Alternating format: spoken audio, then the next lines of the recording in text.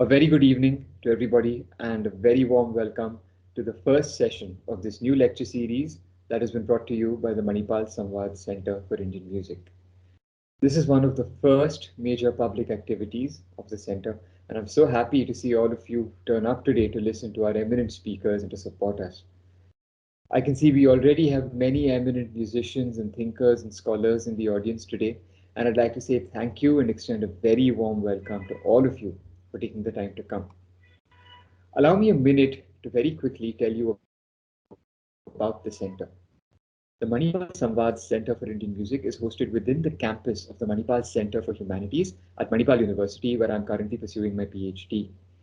The center was born out of a collaboration between Manipal University and Samvaad Foundation in Bombay, which many of you might be familiar with.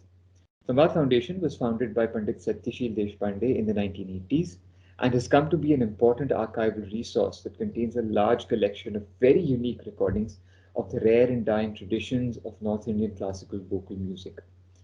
Samvaad's archival collection is a treasure trove of bandishes, rag vidya, and perhaps the defining feature is the incredible diversity in approaches to the tradition of Khayal singing that it encapsulates and represents. I'm happy to announce that we have digitized the entire Samvaad Foundation collection and have brought a copy of it to Manipal, where it is housed at the Manipal-Samvaad Center for Indian Music.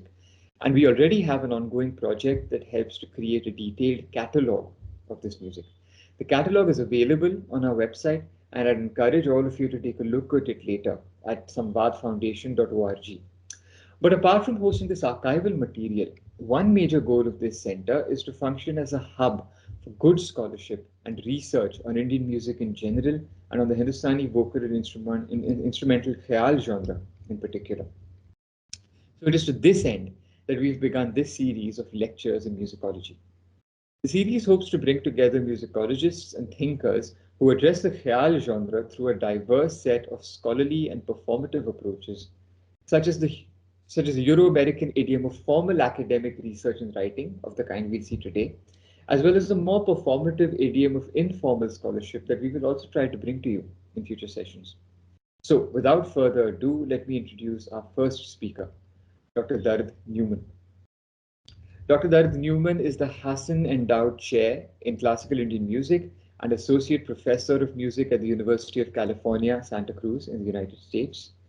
He received his PhD in anthropology from Columbia University in 2004, and he joined the music faculty at University of California, Santa Cruz in 2005.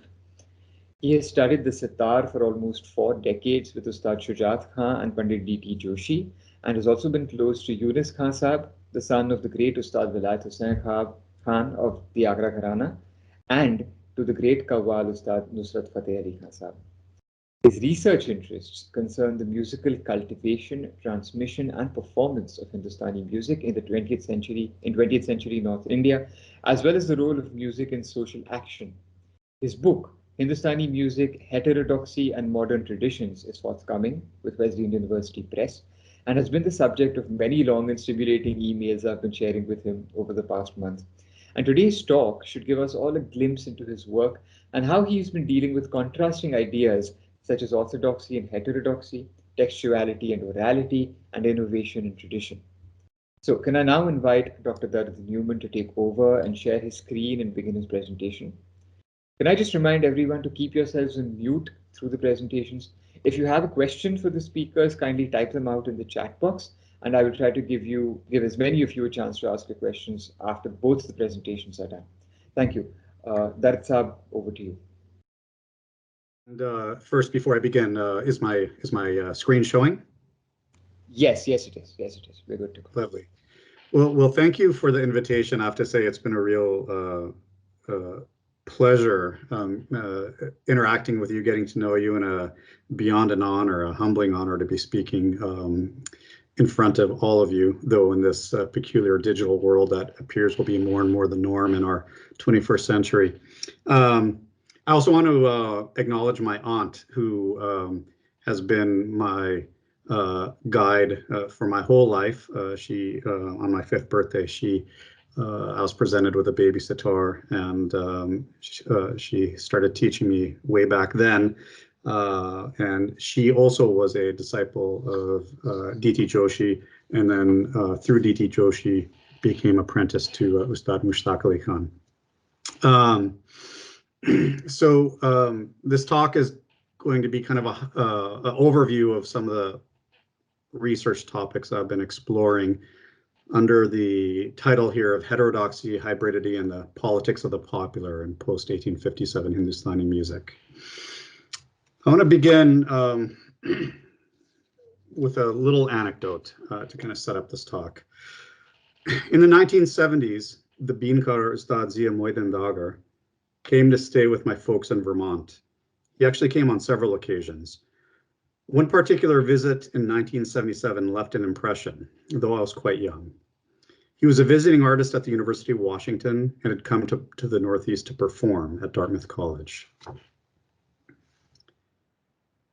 Ziam Dagar brought with him news of a spectacular performance by an Afghan musician, Ustad Muhammad Omar, during a 1974 concert at the University of Washington in Seattle.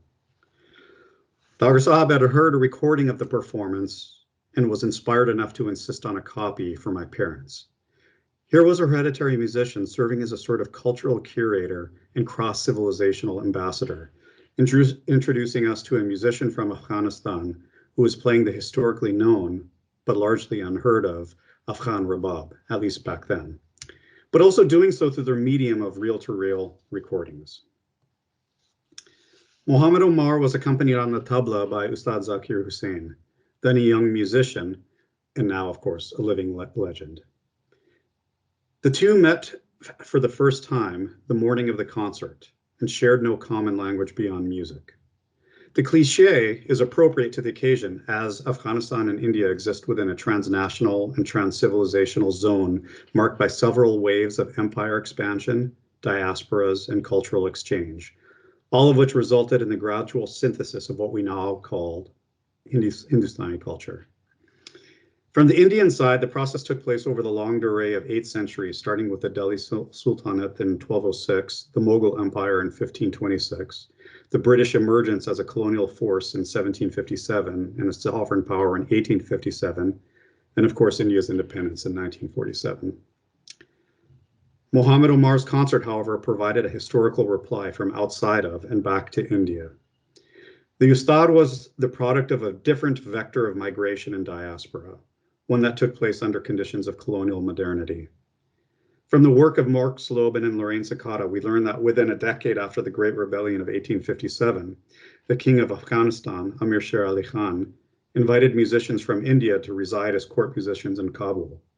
Some were given land in the entertainment quarter and remained, mixing with other local musicians. Muhammad Omar was descended from this cosmopolitan network and was employed as a court musician of Muhammad Zahir Shah. Over his career, the Ustad hybridized Afghan folk songs and Hindustani rags.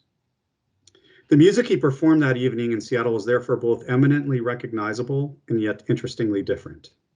The opening piece was in the well-known Hindustani rag Yaman, with an introduction akin to the Hindustani alap and a composition in Tintal. The elaboration of the gut was uncanny in its strange familiarity. The composition did not serve as a jumping-off point for melodic elaboration, as has become omnipresent in Hindustani music, but remained as a recurring figure. Improvisations happened rhythmically with the right hand, but not melodically with the left hand. It was as if we were listening to a type of elaboration with which we are intimately familiar in oral histories, yet minimally familiar with an actual practice, a composition-centric performance practice. Let's listen to a brief excerpt from that concert.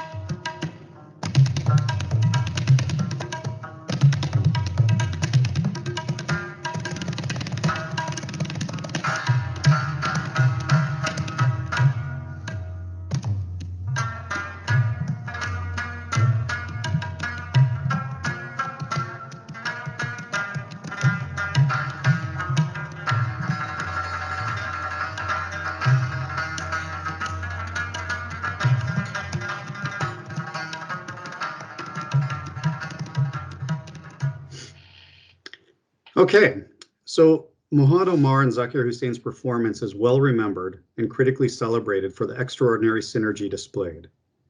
Here were two strangers playing with a profound intimacy made possible by a broad zone of aesthetic literacy and cultural fluency, a zone that was both fundamentally contemporary and yet irreducible to contemporary boundaries and identities, be they of nation states, regional languages, and religious communities.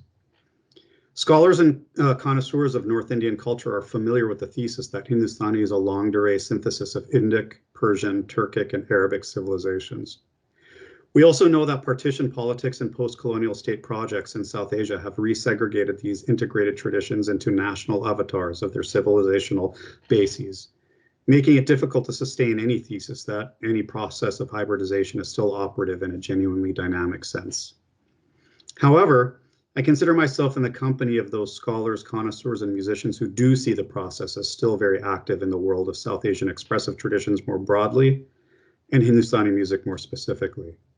And here was a hereditary musician, Z.M. Dogger, pointing out to my family in Vermont in the 1970s the possibility that Hindustani music might have an even more capacious reach than we had assumed, extending to the then contemporary Afghanistan and presenting us with a very living world of fluid and creative conversations, albeit in a much different historical and geopolitical moment than our own today. And indeed, the turn to the new millennium brought with it two events and their aftermath that were formative in shaping my interest from being a disciple of Hindustani music to becoming a student of its cultural and political history. The demolition of the Babri Masjid in Ayodhya on December 6, 1992, and the attacks on the Twin Tower and the Pentagon on September 11, 2001. The attacks were based on movements that were, of course, different, yet both were occasioned by a quintessentially contemporary paradox. The violence was driven by political and religious identities based on a kind of scriptural orthodoxy peculiar to conditions of colonial and post-colonial modernity. As a graduate student living in Manhattan at the time and studying the history of colonial India and post-colonial South Asia at Columbia University, it was beyond terrifying to experience that attack and profoundly dispiriting to find in its aftermath so many committed anti-imperial scholars, journalists, and writers reassert the colonial thesis that the, quote, Muslim world had yet to experience its enlightenment, while other parts of the, quote, non-Western world, such as India, had done so only through the, quote, gifts of colonialism, gifts of modern technology, scientific advances, capitalist structures, liberal institutions and principles, and so on. In this view, a new and necessary geopolitical order emerged after the fall of communism in 1989, whereby the United States had a singular role to play in confronting the rapid spread of both illiberal democracies in Eastern Europe and Africa and Islamo-fascism throughout the Muslim world. These are, again, quotes around these terms. These writers asserted the benevolent and progressive history of liberalism as a pretext to and justification for US intervention abroad. Needless to say, my work is indebted to and in the company of others who argue against this thesis, what we take to be a kind of neo-imperial position. Though the world of Hindustani music, itself an imperial court tradition with philosophies of world renunciation, might appear to be far removed from having a critical position with respect to the geopolitical moment, I had a sustained and growing conviction that its history had something important to say about identity, community, and the politics of creativity, not just about our pre-colonial hybrid past, but also our recent history and our potential futures, about different identity formations, about alternative epistemologies of affect and meaning, about disciplinary techniques and corresponding subjectivities, and about how processes of hybridity play out in the contemporary theater of our world. It seemed to me that the anti-hierarchical politics of spiritual movements in South Asia, as well as the secular politics of creativity found in Hindustani music, presented other models to our political imaginaries and the choices provided by nation states, and had much to say against the teleological and Orientalist thesis that the conditions of self-critique were unavailable to non-European countries and civilizations. So this talk is part of my more recent efforts to examine a shift in the relationship between music, affect, and power in Hindustani music, from an elite Indo-Persian model found in aristocratic Mughal circles to a popular Sufi and Bhakti model, a kind of hybrid of all of those. As is well known, after 1857, elite Ashraf culture became radically disrupted. I argue that in these conditions, elite musicians dispersed and many of their lineages faded to obscurity, while new classes of hereditary musicians emerged to reshape the performance practice of Hindustani music. Ideologically, some of these musicians came from predominantly bardic and non-court communities, and they brought with them to the court aesthetic not just the popular and functional idioms of the more heterodox devotional expressions, but also the critiques of caste hierarchy and feudal entitlements found in them. Musically, the hybridizing synthesis did not stop with the incorporation of the popular into the court traditions. Some of these musicians also accessed Shastric treatises and were able to translate and transform elements of a largely defunct epistemology for contemporary circumstances. Though the classical Shastric precepts were historically esoteric, with access guarded by and for the elite, they were here embodied and taught, in part, to make musical learning accessible to outside or marginal communities and no longer dependent on the inherited repertoires of compositions that had been the exclusive preserve of elite lineages. Among the classical precepts appropriated by these musicians was the combinatorial and permutation framework found in the 13th century Sanskrit treatise, the Sangit Ratnakar. This framework, today known as Mirkand, allowed musicians to explore mathematical combinations of notes available in the aesthetic field of a rag. I want to emphasize that this appropriation was not an attempt to seize the cultural capital of the elite via classical texts, a kind of Hindustani process of Sanskritization. In fact, we find the opposite process occurred. Elite musicians, musicologists, and connoisseurs often decried the technique of Mirkand as one that ran roughshod over the affective ethos of a rag, with mathematical combinations bulldozing the aesthetic units of pakars and chalans that hold the raganess of rags together, to quote a phrase from my friend Deepak Raj. I'll steer clear of the contours of that debate, but wish to suggest that this Shastric turn was motivated by popularizing impulses. What the precepts enabled for students was a type of elaboration that could be transposed across rags in practice and for some in performance, regardless of how many or how few bandeshas and rags one had learned. What I seek to demonstrate is that extraordinary socio-musical innovations took place among musicians who synthesized anti-hierarchical popular spiritualities with elite Mughal court and classical Shastric precepts to democratize the propagation of music, opening access to women and non-elite lineages, and so comprising a socio-musical movement that might represent a type of indigenous modernity formed in, but not defined by, colonial conditions. Methodologically, I integrate three types of data: observational by way of music analysis, behavioral by way of family and pedagogical genealogies, and anecdotal by way of oral histories and biographies written by musicians in the 1940s or interviews with them.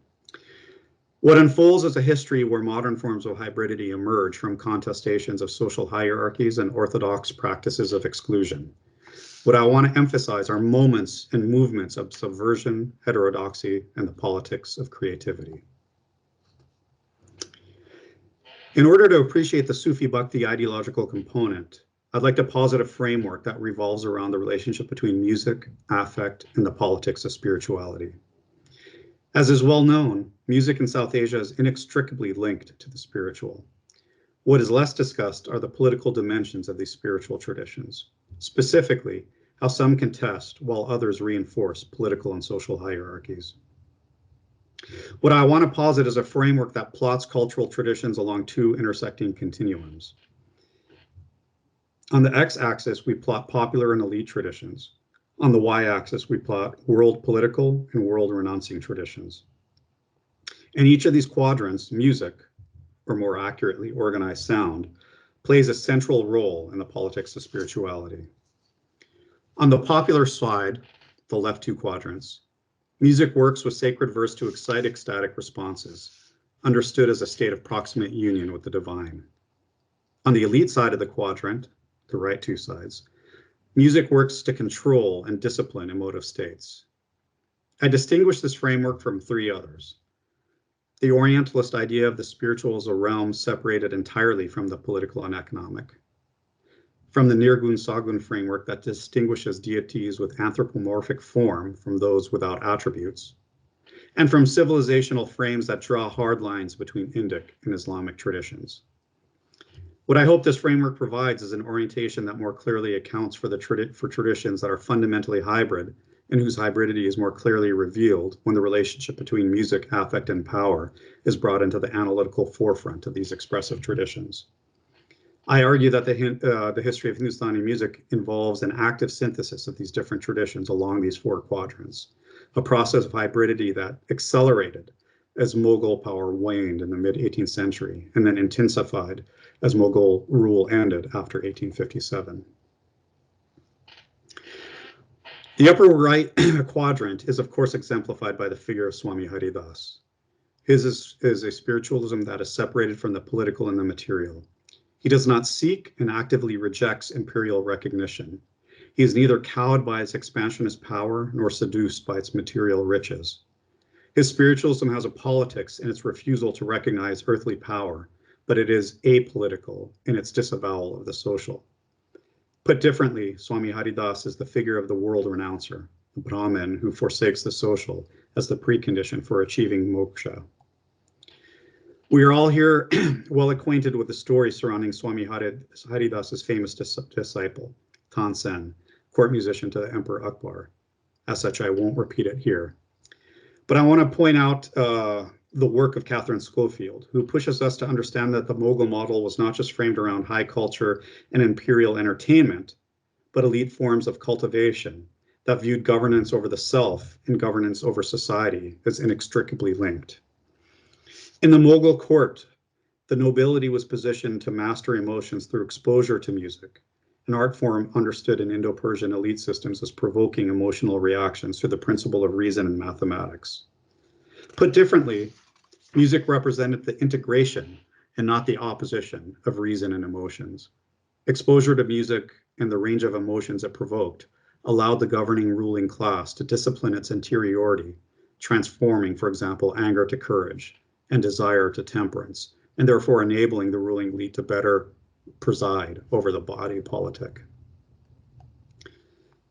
The traditions in the left two quadrants include Sufi and Bhakti devotional orientations that provide divine recognition to traditionally marginal members of society, hence my use of the term popular. The egalitarianism of these movements takes place through the more universal access of love as a medium for divine union, where in the Vedic text, salvation was restricted to Brahmin males, and the later Bhakti and Sufi movements opened salvation to others through emotions of tenderness, affection, and the desire for union. Emotional pathways less restricted by class, caste, and gender. The difference between the top and bottom half of the left two quadrants have to do with orientations towards power, where the traditions on the bottom left are anti-hierarchical and more likely to be critical of established orthodoxies. The traditions on the top left are more conformist and more likely to reproduce hierarchies. As we know, many, though of course not all, Sufi and Bhakti movements were led by singer saints who came from humble backgrounds. They enlarged their movements through song and social service, providing both material support and spiritual uplift for the majority of dispossessed subjects. Music was central to these socio-political movements, as the lyrics and music worked to provide recognition, dignity, and affective inspiration, as the listeners and followers were to be moved to a state of union with the divine. The traditions on the bottom left quadrant oriented their lyrics as explicitly political and anti-hierarchical. With the obvious caveat that every tradition is internally differentiated, we can observe patterns of social commentary across a range of Sufi and Bhakti tradition. Whether it is Ravidas's injunction against spiritual hierarchies, or Kabir's equal opportunity critiques of scriptural knowledge and orthodoxy. Even Mirabai, according to scholar Purita Mukta, can be viewed less as a devotee lost and obsessed with Krishna and more as a subversive critic of elite and patriarchal norms.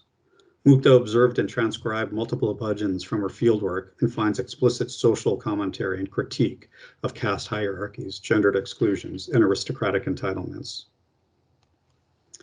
I argue that the modern history of Hindustani music involves a synthesis of popular and elite traditions, drawing from all four quadrants. Of course, it's not new to say that court and folk traditions were synthesized as early as the 13th century, beginning with Nizamuddin Auliya and his disciple Amir Khusro. According to Madhu Trivedi, wandering Sanths would come to the hospice of Nizamuddin old discourses, and thus begin a multi-century exchange whereby Sufi and yogis started incorporating each other's practice. What I wish to add is that the more critical and heterodox elements of the devotional traditions on the bottom left quadrant also entered Hindustani music, and those infusions became especially pronounced in the late 19th century. And they did so in part because the old court musicians died away after 1857, and the new classical musicians came from non-elite communities where the politics of spirituality had this anti-hierarchical strain. This emergence is in part genealogically traceable in negation. Catherine Schofield's research meticulously traces the lineage of Delhi Kalavans from the time of Akbar's court to 1857. Each generation has multiple accounts from various sources to piece together a comprehensive picture. One mystery remains, she writes, and I'm quoting, what happened to the Raspara Sadarang lineage of Kalavans in the aftermath of 1857? It is true the myths descend somewhat at this point, end quote.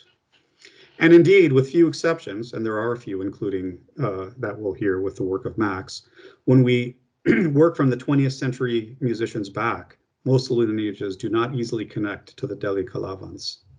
This mystery is partly resolved if we view contemporary lineages as coming not from the Mughal courts, but from other Sufi and Bhakti popular lineages, and who affected important socio-musical innovations as they came to learn and study with the Delhi Kalavans. The politics of this socio-musical movement is less seen in musical lyrics, as the audience was of the elite class, and more in the hidden transcripts of anecdotes, oral histories, marriage networks, and pedagogical preferences. I'll now turn to some of these hidden transcripts. It's a phrase by James Scott. In particular, I'll discuss a series of socio-musical innovations taken up by musicians from what I will call the Behram Khan Biradari. Biradari is a social network that transcends musical lineages, gharanas, but is contained by marriage networks and rules of endogamy, and oftentimes just friendships. Behram Khan is remembered today as an elite musician and forefather to the Drupad lineage of the Dogars. Mid-20th century oral histories and family genealogy suggest a more complex history, positioning him as a Dari and an outsider to elite lineages. My interest in focusing on this interpretive angle is not to resuscitate an old smear charge. Rather, I wish to provide a reading that shows how a network of musicians from outsider communities worked to disseminate musical knowledge more broadly to students from marginalized groups. I'll start by briefly examining two primary texts as they pertain to Behram Khan. Aladia Khan's narrated autobiography, My Life, and an audio recorded interview of the Agra vocalist Fayaz Khan. Both musicians are recognized today as elite and highly authoritative artists. From Aladia Khan's memoirs, we find Behram Khan with an ambiguous status. On the one hand, he is singled out for his knowledge of classical theory, having studied and mastered the old Sanskrit treatises. On the other hand, he's declared as coming from a lineage of accompanist, a lineage apart from the four Vani descended from Akbar's court. Behram Khan is even deemed by Aladia Khan's father to be unfit to teach Aladia Khan, though Aladia Khan also communicates regret that his family held such orthodox views of purity in transmission. Returning to the matter of Behram Khan's knowledge of classical theory, if taken at face value, the claim applies pressure against the Orientalist musicological charge that hereditary musicians were ignorant of classical Shastric knowledge. The implications of Aladia Khan's narrative, however, add many important nuances to this counter-revelation. For one, Aladia Khan positions classical knowledge as belonging to a rival lineage, which is to say, not his own. Second, Aladia Khan marks that rival lineage as belonging to an outsider community, thus implying that Shastric knowledge was not indigenous to elite lineages. Three, that Shastric knowledge therefore entered the classical repertoire from the outside. And lastly, that it entered recently and not as a continuous chain of transmission from the Vedic era through the Mughal era and to the present. Put differently, Aladia Khan, a doyen of an elite lineage and himself proud of his Brahmanical ancestral background, positions classical Shastric knowledge as exterior to the elite Kalavant lineages. Regardless of the facticity of such claims, Behram Khan emerges as a hybrid character, doubly marked as a highly ranked pundit and a lowly ranked Dari, embodying the semiotics of purity and impurity in the same person. As interesting, Aladia Khan attributes to Behram Khan a propagating zeal, wanting to teach outsiders the hidden science of music. referring specifically to the community of weavers, historically connected to the Bhakti Sant Kabir, known for his critiques of figures of authority, hierarchy, and orthodoxy. Richard Wittes argues that Behram Khan is also connected with Sufi lineages and was a Qawwali singer, perhaps. And I myself learned bandeshas of the Aliya Fatu lineage of Patiala from the late Qawwal Nusrat Fateh Ali Khan, who traces his lineage to Behram Khan. A second primary text, an audio recording of an interview with Ustad Fayaz Khan, has the Agra Ustad also positioning Behram Khan. Well, this time he's positioning Behram Khan as a giant amongst the old mid-19th century titans. Like with Aladia Khan, the interviewed musician here is providing an elite narrative, and so we need to read what he says against the grain. The story is told in reply to a question about how access to the performance stage in the old times was restricted by genealogical legitimacy. Only those from authoritative lineages could take the stage. Fayaz Khan tells of an incident to celebrate this etiquette of exclusion. It is an oft-repeated tale of two outsiders, Aliya Fatu of Patiala fame, who try to take the stage as singers but were denied a place in a social network due to their subordinate status as accompanists. In this narrative of hierarchy in place, it is Behram Khan who again emerges as a champion for the outsider. He breaks protocol to allow the duo to perform against orthodox interdictions. Moving from anecdote to genealogy, Behram Khan is linked as teacher to other figures seemingly excluded from lineages of authority. The singer and songstress Kokibai and the Sarangiyas Mia Kalu, Aban Khan, Haider Baksht, and Mala Baksht.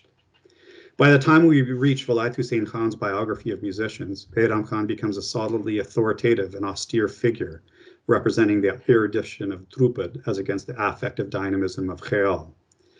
I suggest, however, that if we allow the older framing of Behram Khan as an innovative outsider to gain some oxygen, we can make other important connections to a heterodox politics against hierarchy and exclusion, a politics that becomes legible from even later oral histories. I'll provide a few. The ideological stance against feudal pomp and hierarchy can be gleaned from stories about Bande Ali Khan, perhaps the son-in-law of Behram Khan. Bande Ali Khan is remembered today as an elite musician. However, like Behram Khan, he is connected as a teacher or inspiration to a wide range of musicians from outside lineages of authority, sarangiyas and songstresses. Prior to marrying the daughter of Hadu or Hasu Khan, he was married to Chunabai. Some histories have him teaching his daughters the bean, a highly subversive gesture if true, as the instrument was steeped in the aura of genealogical authority and patriarchy. The fact that so many musicians in this Baradri were said to have come from Sarangi lineages and took up the bean also suggests a kind of politics of irreverence for claims of exclusion based on purity. Oral histories have Zakiruddin and Ala Bande Khan marrying Bande Ali Khan's daughters and forbidding them to continue with the bean, representing a neo-orthodoxy perhaps related to the anti-Nach campaign. The politics of this Baradri would remain, as even the doggers acknowledged the curse that the daughters placed on the lineage for the prohibition. Returning to Bande Ali Khan, early accounts allow us to read him as a defiant outsider, pushing against elite protocol with irreverence against gender norms, genealogical exclusions, and courtly power. I'll read from an anecdote penned in the 1940s by a hereditary musician from a rival lineage, Vilayat Hussain Khan. And by rival, I really mean different. It's not like they were in fights. In fact, this is a very respectful memoir, as many of you know. And I quote, "I've heard from my elders that Bande Ali Khan was by nature a fakir and was immersed in his own thoughts, not caring for kings, aristocrats, and nobility. Once the Nizam of Hyderabad invited Bande Ali Khan to his court. He started to play the bean and the Nizam became entranced. While playing, Bande Ali Khan started coughing and spitting in the Nizam's golden spittoon, and he started playing again. The Nizam listened to him, immersed in his music for hours. When the performance concluded, he told his servants to send the spittoon to Khan Sahib. When Bande Ali Khan heard this, he said, 'I don't want the thing into which I spit.'" End quote. Bande Ali Khan's impertinence can be read as statements against traditional authority and feudal power. Bande Ali Khan will not perform his place and wait to be summoned and dismissed. He will come and go as he pleases. He will not provide linguistic flattery. He will make his entrance with effrontery. He will not observe the erratic separation between lord and court servant. He will transgress the threshold. Indeed, the Ustad literally spits into the Nizam's golden spittoon and then refuses the Nizam's gesture of accommodation, the presentation of the spittoon as a gift. The political economy of the gift is deeply charged. It produces the burden of reciprocation, not just with other objects, but with observance of gratitude, of servitude, of love. Unlike forms of commodity exchange in capitalist society, where social relations between the exchanging parties are neutralized with the transaction of money, gift exchange produces and reproduces hierarchical relations among the exchanging parties. What transfers with the material gift is also the spirit of the gifter, that which possesses and compels the receiver to reciprocate. To receive a gift from nobility, then, includes both the actual acquisition as well as the embodied incorporation of the nobility spirit. Conversely, to refuse a gift is to refuse this incorporation, and in some senses, to refuse recognition. Bandi Ali Khan upsets feudal authority then at two levels. In refusing the Nizam's gift of the spittoon, he refuses to incorporate the being of the king, which implies that he refuses to recognize the king's hierarchically elevated status. Perhaps most scandalous of all, he obliges the king to repossess the now desecrated object. The king must incorporate Bandi Ali Khan's being into the form of the defiled gift.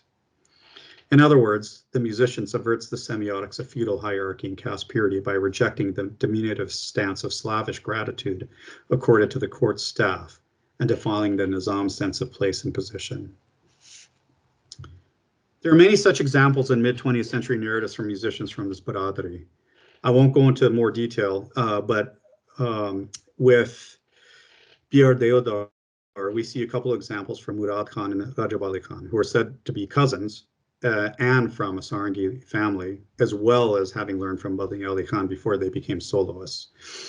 These are extraordinarily interesting and sparkling anecdotes that also convey some of these what some might consider to be rude, but what I'm calling the politics of impertinence. Perhaps the most systematic representation of this anti-hierarchical politics comes from Chand Khan. In the 1940s, Chand Khan gave a presidential address during a memorial of his father, Mamman Khan, which was published in Urdu in the 1960s.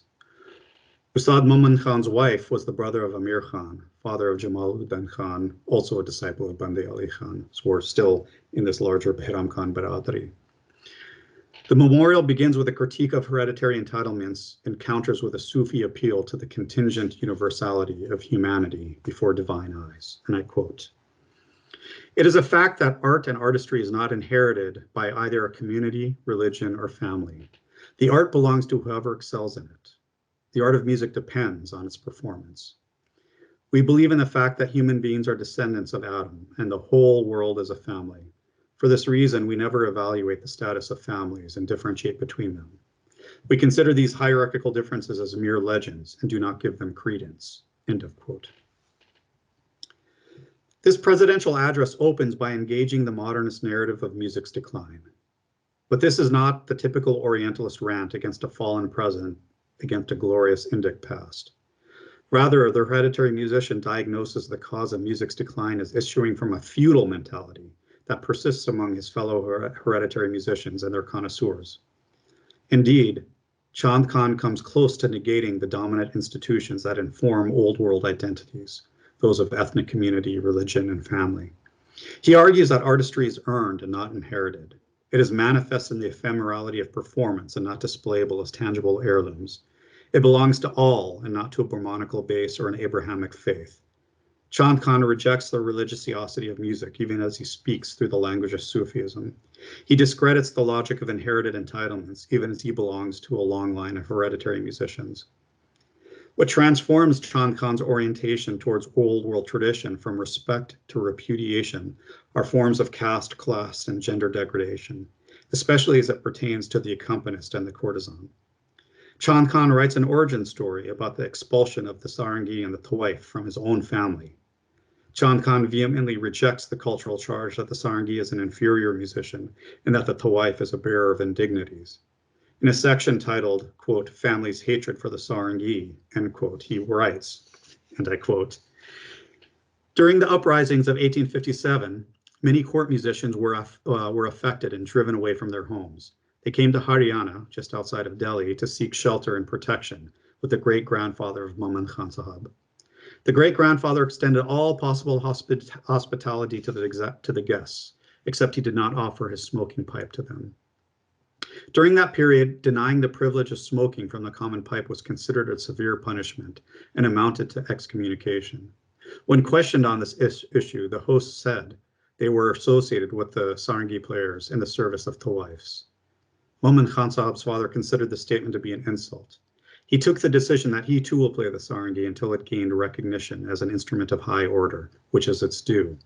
His family held a meeting and they tried to dissuade him from this decision, but he was totally intoxicated with conviction. When his family members realized he could not be dissuaded, they unanimously excommunicated him from the family. He, along with his wife and children, proceeded to Delhi to his in-laws' residence. Till the end, he did not visit or see his father and grandfather. He did not make any claims on his paternal property. The family members used to refer to him Sarangi Khan, which in time got transformed into Sangi Khan, and nobody remembered his original name, end quote. We have here one of the few explicit mentions of the 1857 rebellion and its impact on the life of music by hereditary musicians.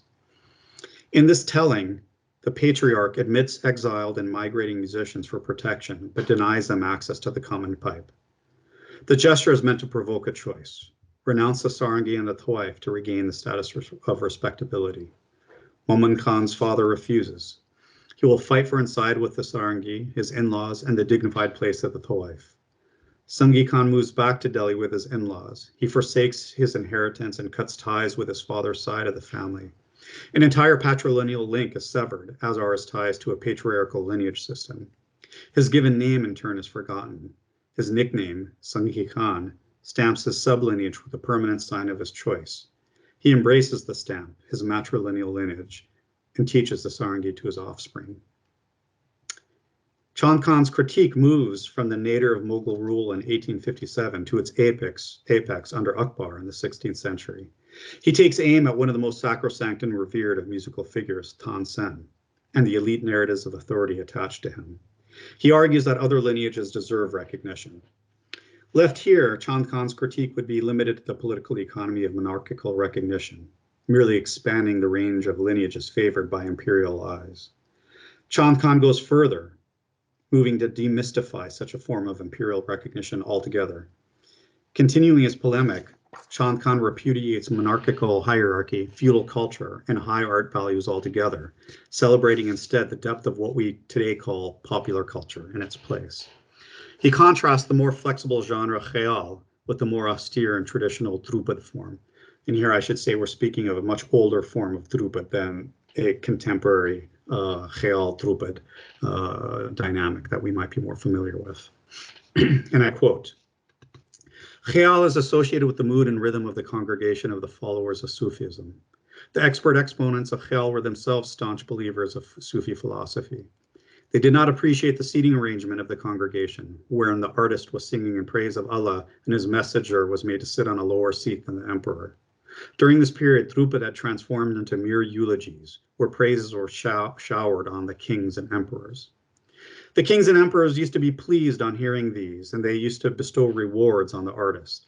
This is so far-fetched that Drupad is found that sings in the praise of Emperor Aurangzeb, who was a confirmed antagonist of music, end quote. From a stereotypically elite perspective, court traditions required the highly refined sensibilities of nobility. Popular traditions, by contrast, were superficial forms of entertainment for the common folk.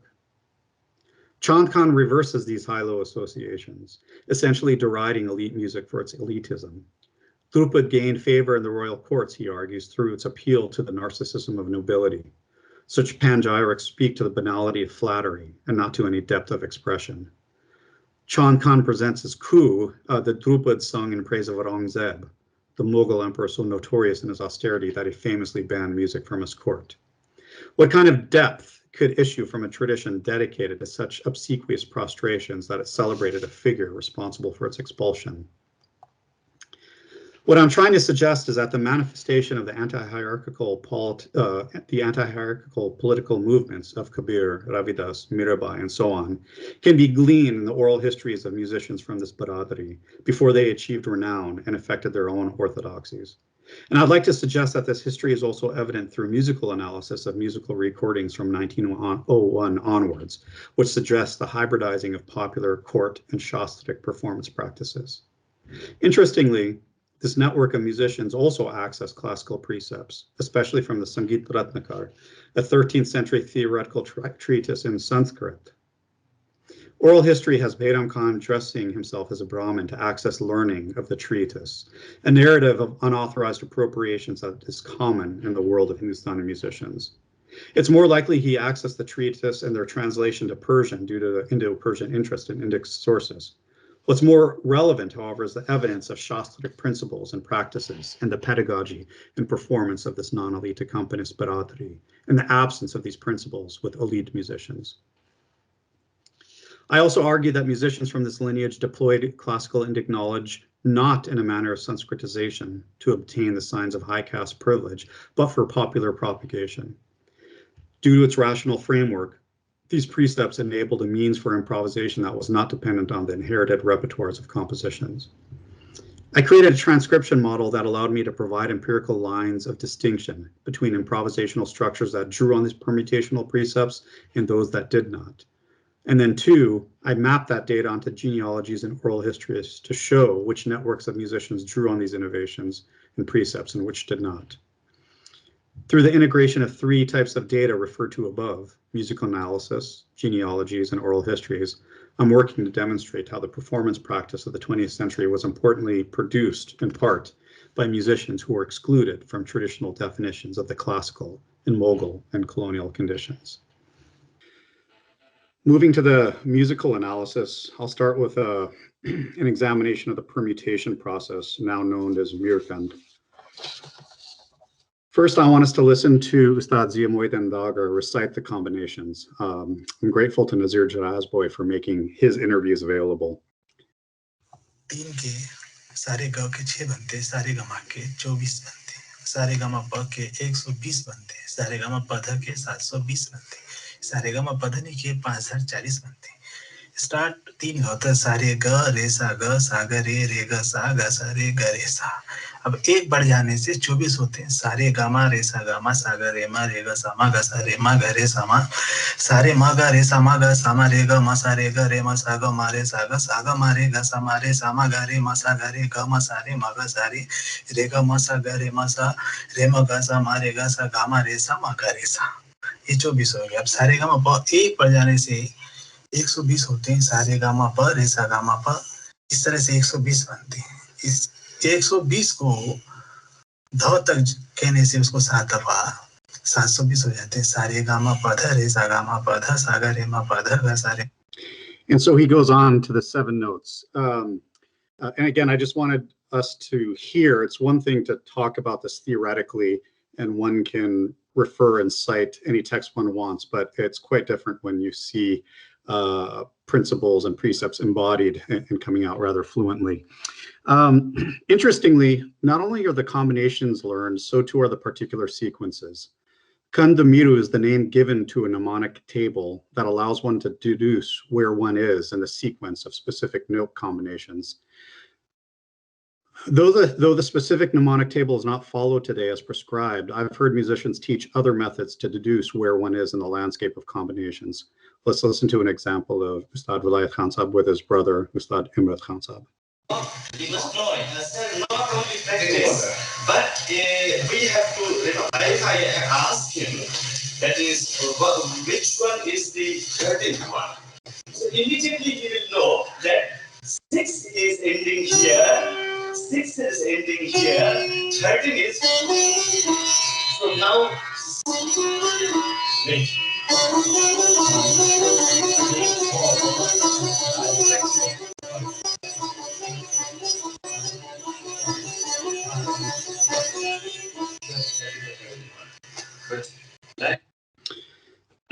Of course, we all know that a reductively mathematical approach to melody does not make a piece musical.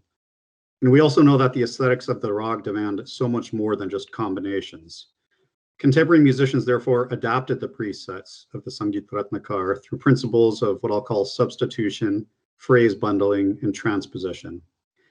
By substitution, I refer to the practice of swapping out notes that are skipped in ascent or descent. In the following example, for example, Vlad Khan demonstrates how the four-note algorithm can be applied to rag Ves and Belaval, neither of which allow for a straight ascent up or down the scale.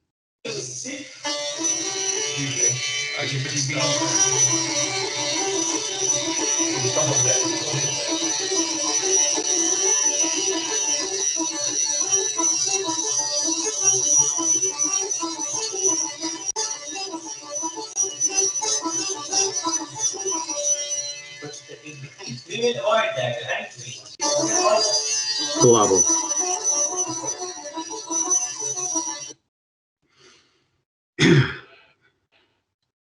A second method to apply Mirkan to rag elaborations are through phrase bundles. Vlad Khan makes this point with another rag, Sughe. In ascending lines, one approaches the third degree ga with the grace notes of the fourth, ma. The Mirkan placeholder 3 in the four-note series, 1, 2, 3, 4, would then contain the bundling of the grace note ma's with the core note ga, so ma ga ma, as I've kind of tried to denote here. The permutation sequence 1, 2, 3, 4 and 2, 1, 3, 4 then would contain that bundle, sa re ga, ma ga ma ma, and then re sa, ma ga ma ma. So let's listen very quickly. But there are some ragas. This is more better question. Now, if you like, when bar is finished, then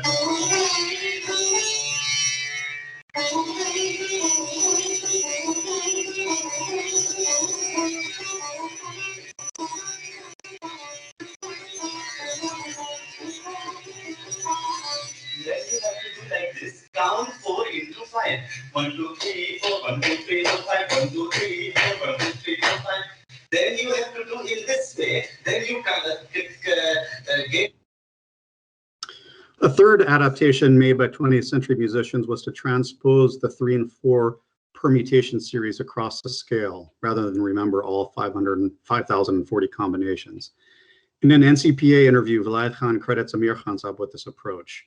And indeed, in a recorded interview, Amir Khan Sahab stated that the full 7-note sequence was difficult for his students to remember, so he developed a simplified approach whereby one learned the 3 and 4-note combinations and transposed them across the scale. Let's listen very briefly to this interview. मैं बचपन में एक हमारे यहाँ खंड मेरू जिसे कहते हैं उसकी 5040 तानें हैं जो कि सारे गामा से शुरू होती है जो पहली तान होती है और निधा पामा गरेसा 5040वीं तान होती है उसके अलावा कोई उसमें रिपीटेशन नहीं होता तो वो बचपन में मैंने याद की वो मुझे हिफ्ज थी गोया बाय हार्ट कहना चाहिए उनसे मुझे बहुत मदद मिली कि मैं किसी तरफ भी चला जाऊं कितने ही गैप दे के मैं सुर लगाऊं तो मुझे तकलीफ नहीं होती तो मैंने उसके लिए सोचा कि 5040 ताने याद करना बड़ी मुश्किल है लोगों को इसलिए मैंने उसको मुख्तसर करके 168 उसका जो कि काम आने वाली चीजें हैं उसका एक वो बनाया अब शायद वो माने या ना माने. So I can confirm that Vlad Khan Sahab taught the 4-note transpositions to students from outside his lineage, limiting the more difficult 7-note exercises to his direct relations. In fact, the first time I learned of Mirkan altogether was in around 1989. I was in Delhi studying with my aunt, Sharmishta Sen. She showed me her one of her notebooks that included a lesson given to her by Vlad Khan Sahab in the 1950s, where he had penned the 4-note combinations. To the right of the slide, we see how the 4-note combinations can be transposed in a rag multani to explore sa, this first set, ga, the second set, ma, the next set. You can go on to pa and mi. As we see, Mirkan is an algorithm that produces multiple combinations to explore each note of a rag. This is not to say, of course, that all combinations are equally pleasing, let alone correct, but that is precisely the point of Mirkand Riyaz. Put differently, musicians from this Baradri view Mirkand Riyaz as a type of research to find patterns that are new and beautiful, but also appropriate. In the NCPA interview, Vlad Khan refers to the legendary practice habits of his grandfather, Ustad Endowed Khan, as a type of exploration enabled by Mirkand, whereby he would spend his entire life exploring just a handful of rags, most famously Rag Puriya in Yemen. Let us move from theory to practice and see how this plays out in performance. We'll now listen to an excerpt from Ustad Abdul Wahid Khan Sahab, whose name is synonymous with Mirkand. In this section of the performance, the Ustad explores the space between the lower register pa and the middle register ma. In the notation, we trace both the movements of the phrases graphically and represent them down below numerically. Let's listen.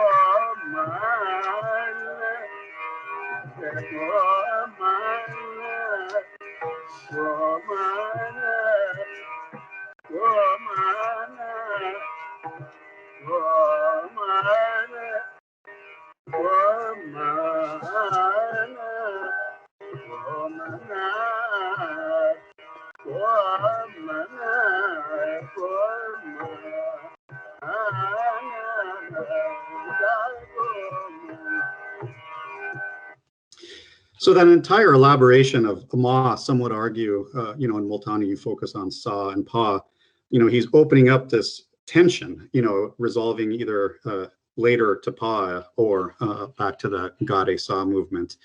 So if we contrast that performance with an elaboration of the great Kesarbai Karkar, we can discern the difference between improvisational approaches that emphasize permutations and those that do not. Of course, this isn't entirely a fair comparison, as the first recording is a 20-minute radio broadcast and the second a 3-minute gramophone recording. However, we have a large enough archive of Kesarbai's live recording to feel secure that this performance is representative of her approach.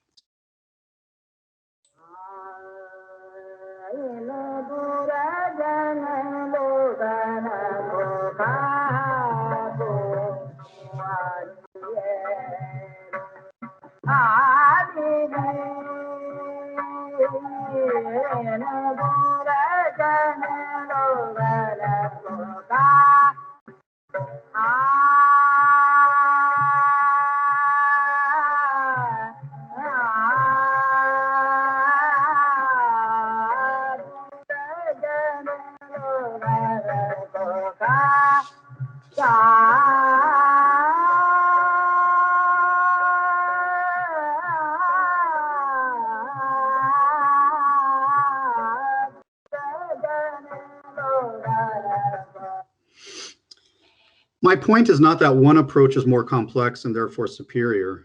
What I'm trying to demonstrate is that an empirical line of distinction can be drawn between two orders of elaboration.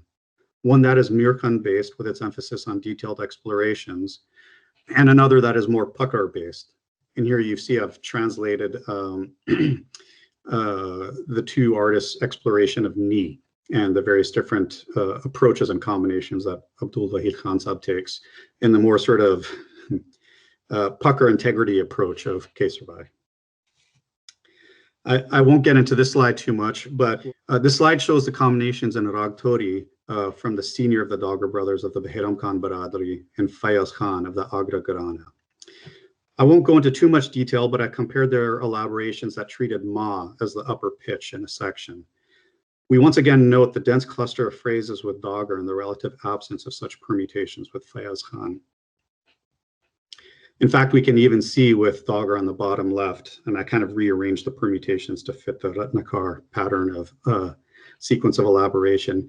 You can see that he drew on combinations from all 4 permutation sets, right? Combinations that end on ma, set 1, combinations that end on ga and re, and then sa. As we have seen, Mirkand is an algorithm that produces combinations that conclude with the same final note.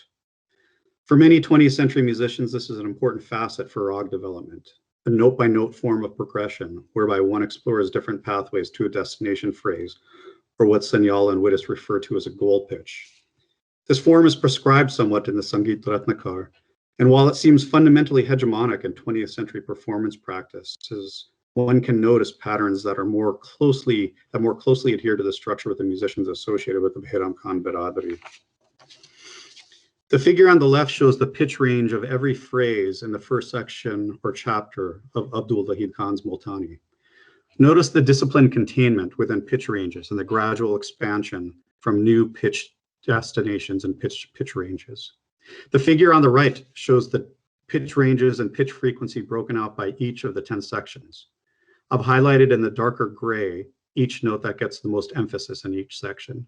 You can note the systematic note-by-note progression from the lower to the upper register. This figure shows the pitch range of each phrase across the different sections so we can visualize the step-by-step form of progression. Though this form seems omnipresent in Hindustani music, it is more pronounced with the musicians from the Behram Khan Biradari. Here we juxtapose Abdul Wahid Khan's and Kaisarbai's performance of Multani.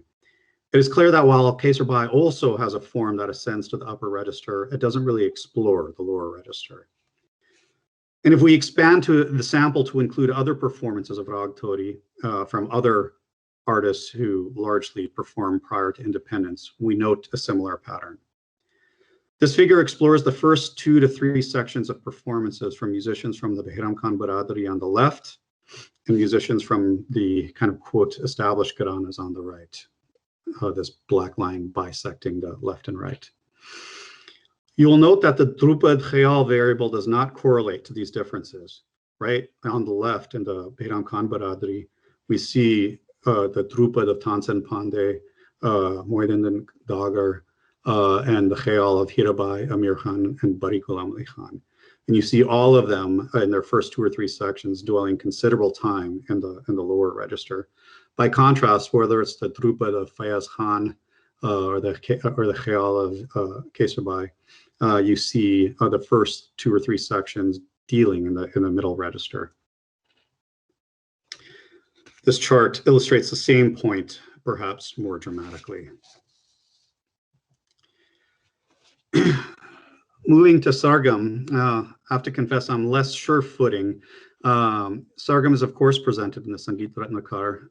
I don't know too many musicians in any Biradari who's ignorant of them, but it's a type of referential knowledge that seems present in performance largely in the Behram Khan Biradari, whether it's from the devotional traditions of Sufi Qawwali or even the Drupad traditions of the Dogger. So what you see here above the black line is musicians from the Behram Khan Biradari, how many performances, right, total performances that I analyzed, how many of those 7, say, how many included Sargam in the performance versus not.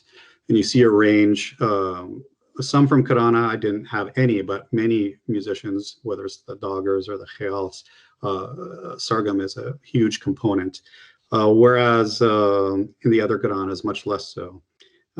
Subsequent to this, in the last year, I've analyzed now 50 recordings, plus or minus, from Fayaz Khan, and I found 2 or 3 where he played Sargam. So the larger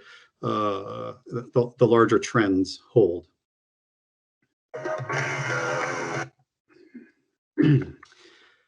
The question of rhythmic intensification is also something that there's less empirical evidence. There are indications in oral history that the more Drupad-oriented performers in the 19th century focused on sitar, on the Madhyalay, and did not go to the Drutlay, and that the kind of elaboration that brought out the rag was contaminated if sped up. So we definitely, again, I'm on less sure footing here, but I do believe that you see much more of a rhythmic intensification approach that, again, is sort of hegemonic in musical performance practices today amongst musicians from this Bharadari. So to conclude, what I've been trying to demonstrate here is a triangulation of different data types: oral histories, genealogies, and musical performances, to argue for the cohesive presence of a broad network of musicians from Sufi and Bhakti communities who enacted musical innovations and social mobility and achieved social mobility. What I wish to underscore is that in an era when classical knowledge was being translated and codified by Orientalists, Muslim musicians from marginal backgrounds were engaging these same treatises for egalitarian purposes. Indeed, these musicians and their musical innovations broke from hierarchical traditions and provided social mobility for musicians from lower caste and class social groups. This is not to say the socio-musical movement was revolutionary, utopian, or even subaltern. Many of these musicians achieved renown, and many of them also enacted their own exclusions. Nor is it to suggest that other lineages were also not contributing important innovations. It is to argue, however, that the efforts to open access to non-elite outsiders represents a type of indigenous modernity formed in, but not defined, by colonial conditions. So with that, I will bring this to a conclusion. Apologies for the rough beginning and perhaps going late, but I will stop sharing and turn the mic back over to you. Thank you so much. That was really fascinating. And we're going to move on to Max immediately now because we are running a little short of time. But this is a lot to take and a lot to think about, I'm sure, for most of us. So can I just encourage everyone listening in to please feel free to type your questions into the chat box. Otherwise, you can, of course, ask your questions later after Max is done. But yeah, thanks, Dad, for setting off all sorts of things in my mind right now, as I'm sure is happening with everyone else. Thank you. Thanks, Dad. Thank you.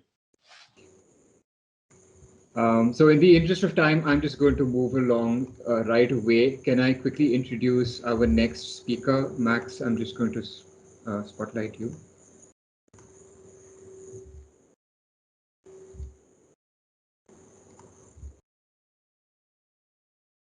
So let me introduce Dr. Max Katz. Dr. Max Katz is Associate Professor of Music and Ethnomusicology at the College of William and Mary in Williamsburg, Virginia, in the United States.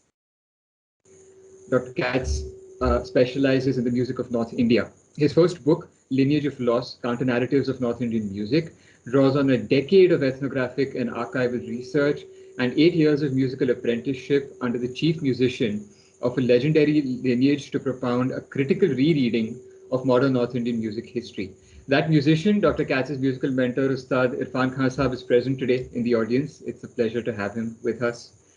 Dr. Katz's current book project, Endangered Melodies, the Classical Instrumental Repertoire of Lucknow.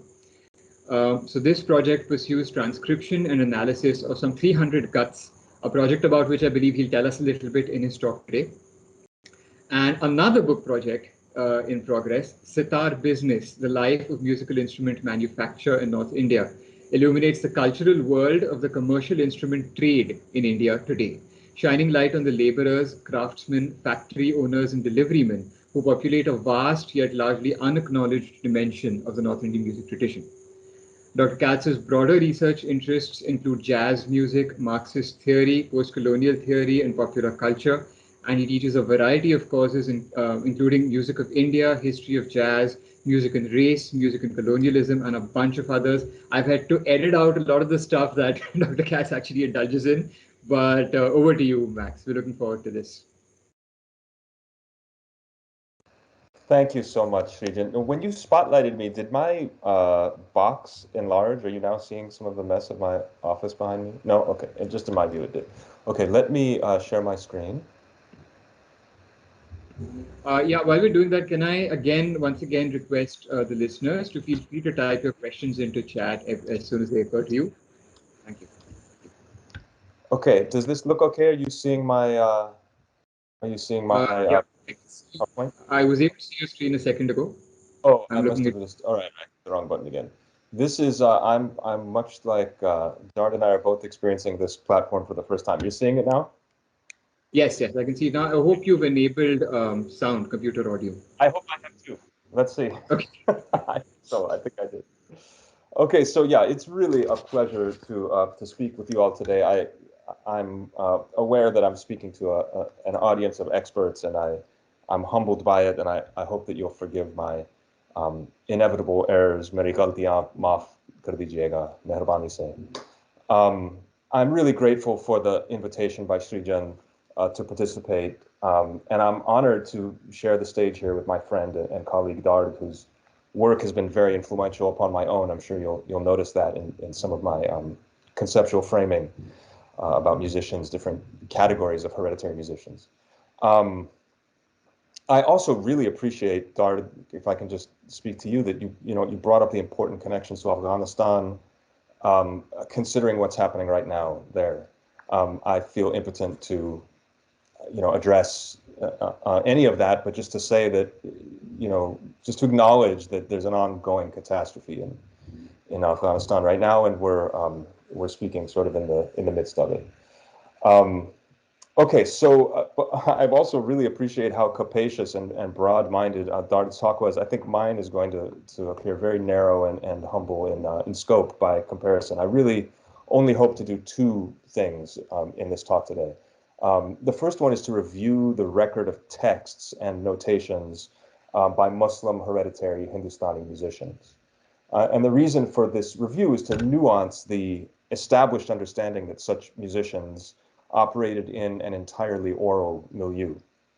And to this end, I argue for the recognition of an important type of musician largely overlooked in the contemporary literature I'm calling the scholarly Ustad, and that is the title of my paper, The Scholarly Ustad, Muslim Musicians and Their Textual Traditions.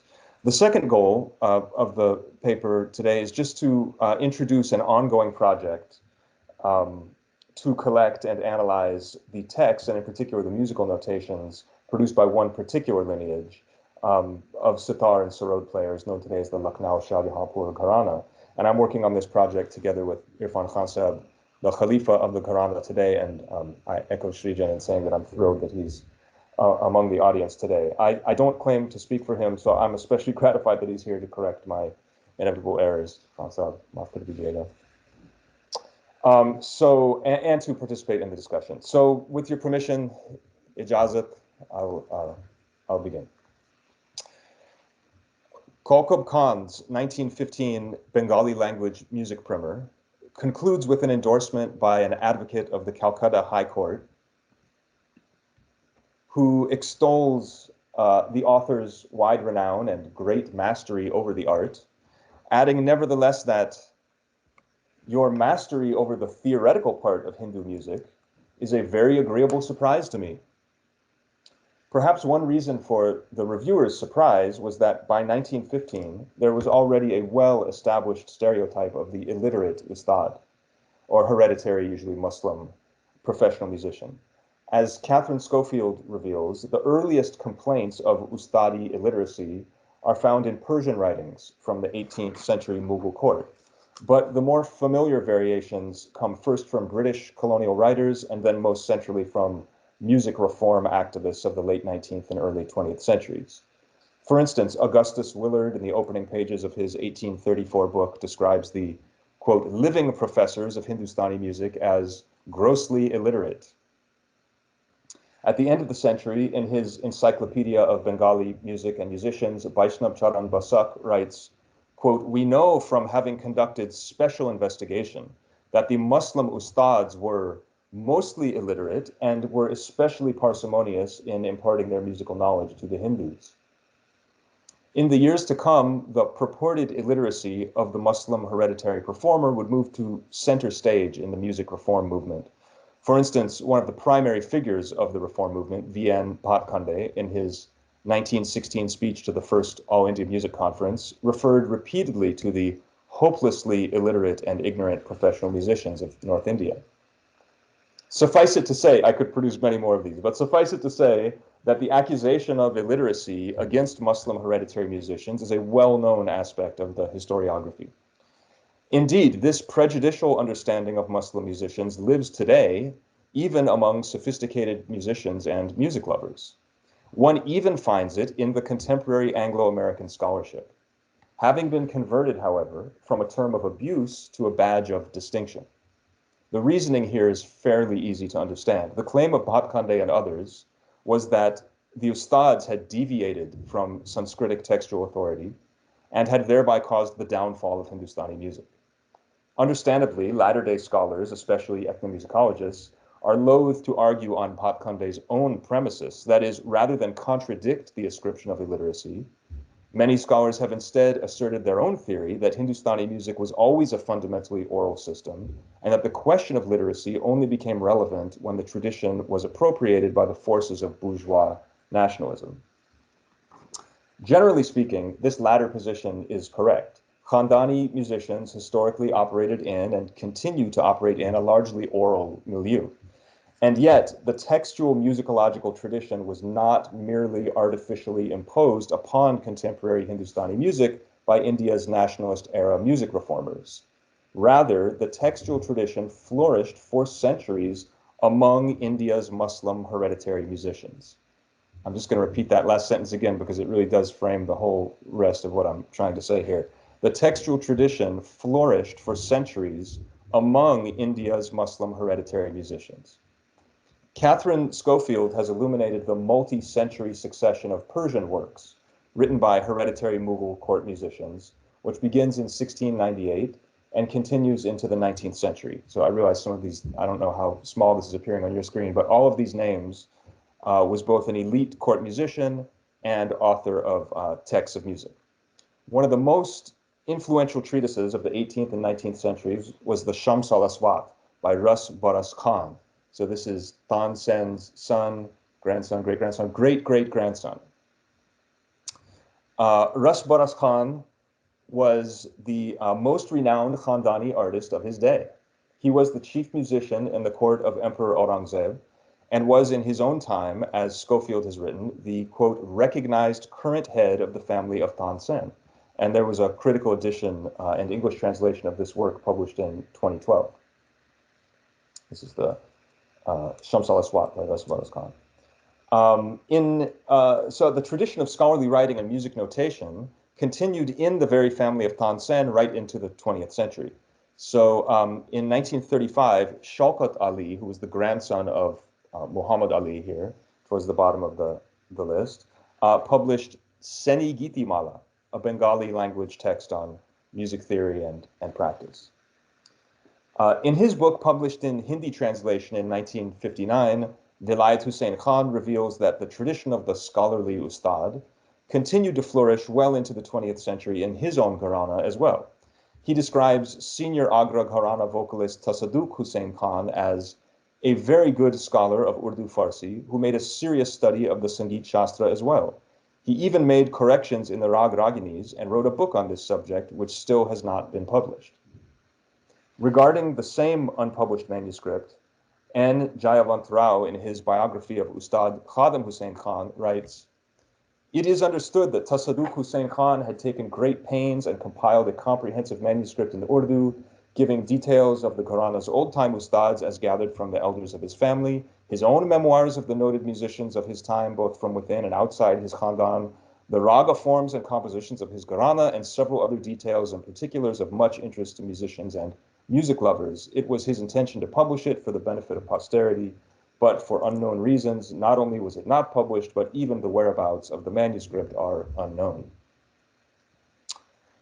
And yet, the Kalavans of the Mughal courts and their elite Gharanedar successors were not the only scholarly Ustads to publish books of music theory and notation. Hindustani instrumentalists and non-elite vocalists, that is, musicians often derided as mirasis, also contributed to the textual record. For instance, following on Dard's quotations from Chand Khan, a hereditary musician from a Sarangi lineage, wrote and published prolifically. His 1978 volume, Musiki Hazrat Amir Khusro, for instance, contains 143 vocal compositions with complete sargam notation. The last page of this book references several prior publications, including Inkeshaf-e Musiki by Chand Khan himself, a 56-page booklet published in 1937.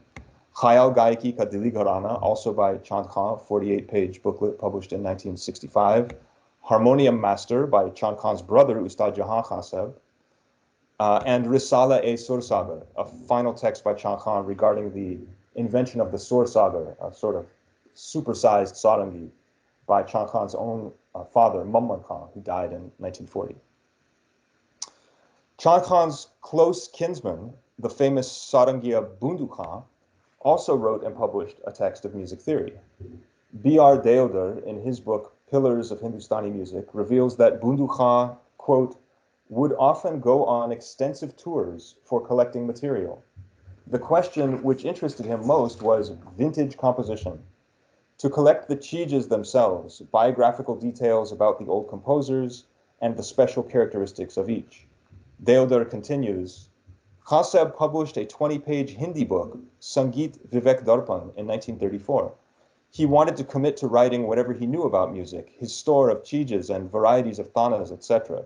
He even showed me the Urdu manuscript of this book. Unfortunately, the book was never published for want of funds and high printing costs. I think if some wealthy patron financed its publication, the book would certainly make a very useful addition to the available literature on music. Finally, among texts and notations published by non-elite hereditary musicians, I'll mention Asli Talim Sitar, or Israr-e-Hamid, by Hamid Hussain Khan, first published in 1932. Like Chand Khan and Bundu Khan, Hamid Hussain hailed from a Sarangi lineage. He was the grandson of Samwalia Khan of Etava, and also a relation of sitarist Endowed Khan. Hamid Hussain was the first sitar instructor at the Maris College of Hindustani Music in Lucknow, the institution founded by V.N. Bhatkhande in 1926. Hamid Hussein's book was a required text at the college. It is organized by the 10 tats, including 3 guts in each and 9 todas per gut. It's quite a treasure trove. It's clear that the book reflects the syllabus of the college for instrumental majors in their first 2 years.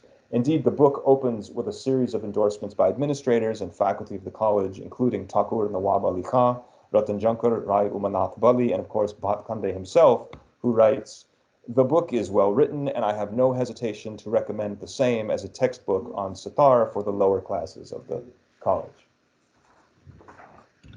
Okay, I'm going to shift gears now and introduce some specific notations produced by members of the lineage known today as the Lucknow Shahjahanpur Gharana.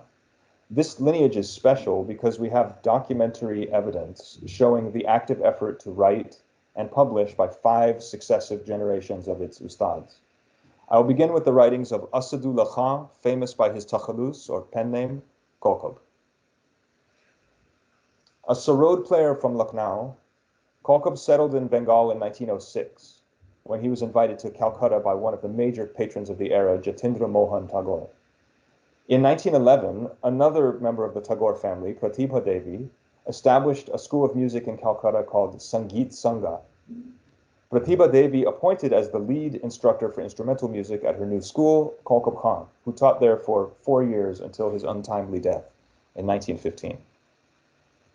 Here you see an advertisement for the school from 1914 listing Professor A.K. Kaukab Khan, as well as, perhaps surprisingly, Professor Imdad Khan as instrumental instructors. While teaching at Sangeet Sangha, Kaukab wrote frequently for the school's journal, the Anand Sangeeta Patrika. His recurrent topic in these writings is the seriousness of music study, its basis in ancient spiritual practice, and the mockery that has been made of it by unscrupulous teachers and lazy students. Teachers and students both get it from Kaukab Khan. To situate music's cosmic significance, Kaukab quotes and expounds extensively upon the preeminent text of Indian music theory, the Sangeet Ratnakar, a 13th century Sanskrit treatise, which I'm sure you're very familiar with and Dard has just discussed. For example, in an article from the 7th issue in the first year of the journal's publication, Kaukab discusses the topics of the nadis, or nerve pathways in the body. In particular, Kaukab introduces Ida, Pingala, and Sushumna, the 3 main energy channels identified in the tantric tradition. Importantly, these channels cross each other at significant points known as chakras, of which there are 7. And these 7 chakras are matched to the 7 notes of the scale in the Ratnakara. This is the very topic that Kalka pursues in his first essay, advising students, quote, "If you sit in an open space and practice, you will be able to perceive the effects of the 7 swaras on these 7 locations of your body." It is clear that Kalka is advocating a kind of tantric music practice and elaborates this view in subsequent articles.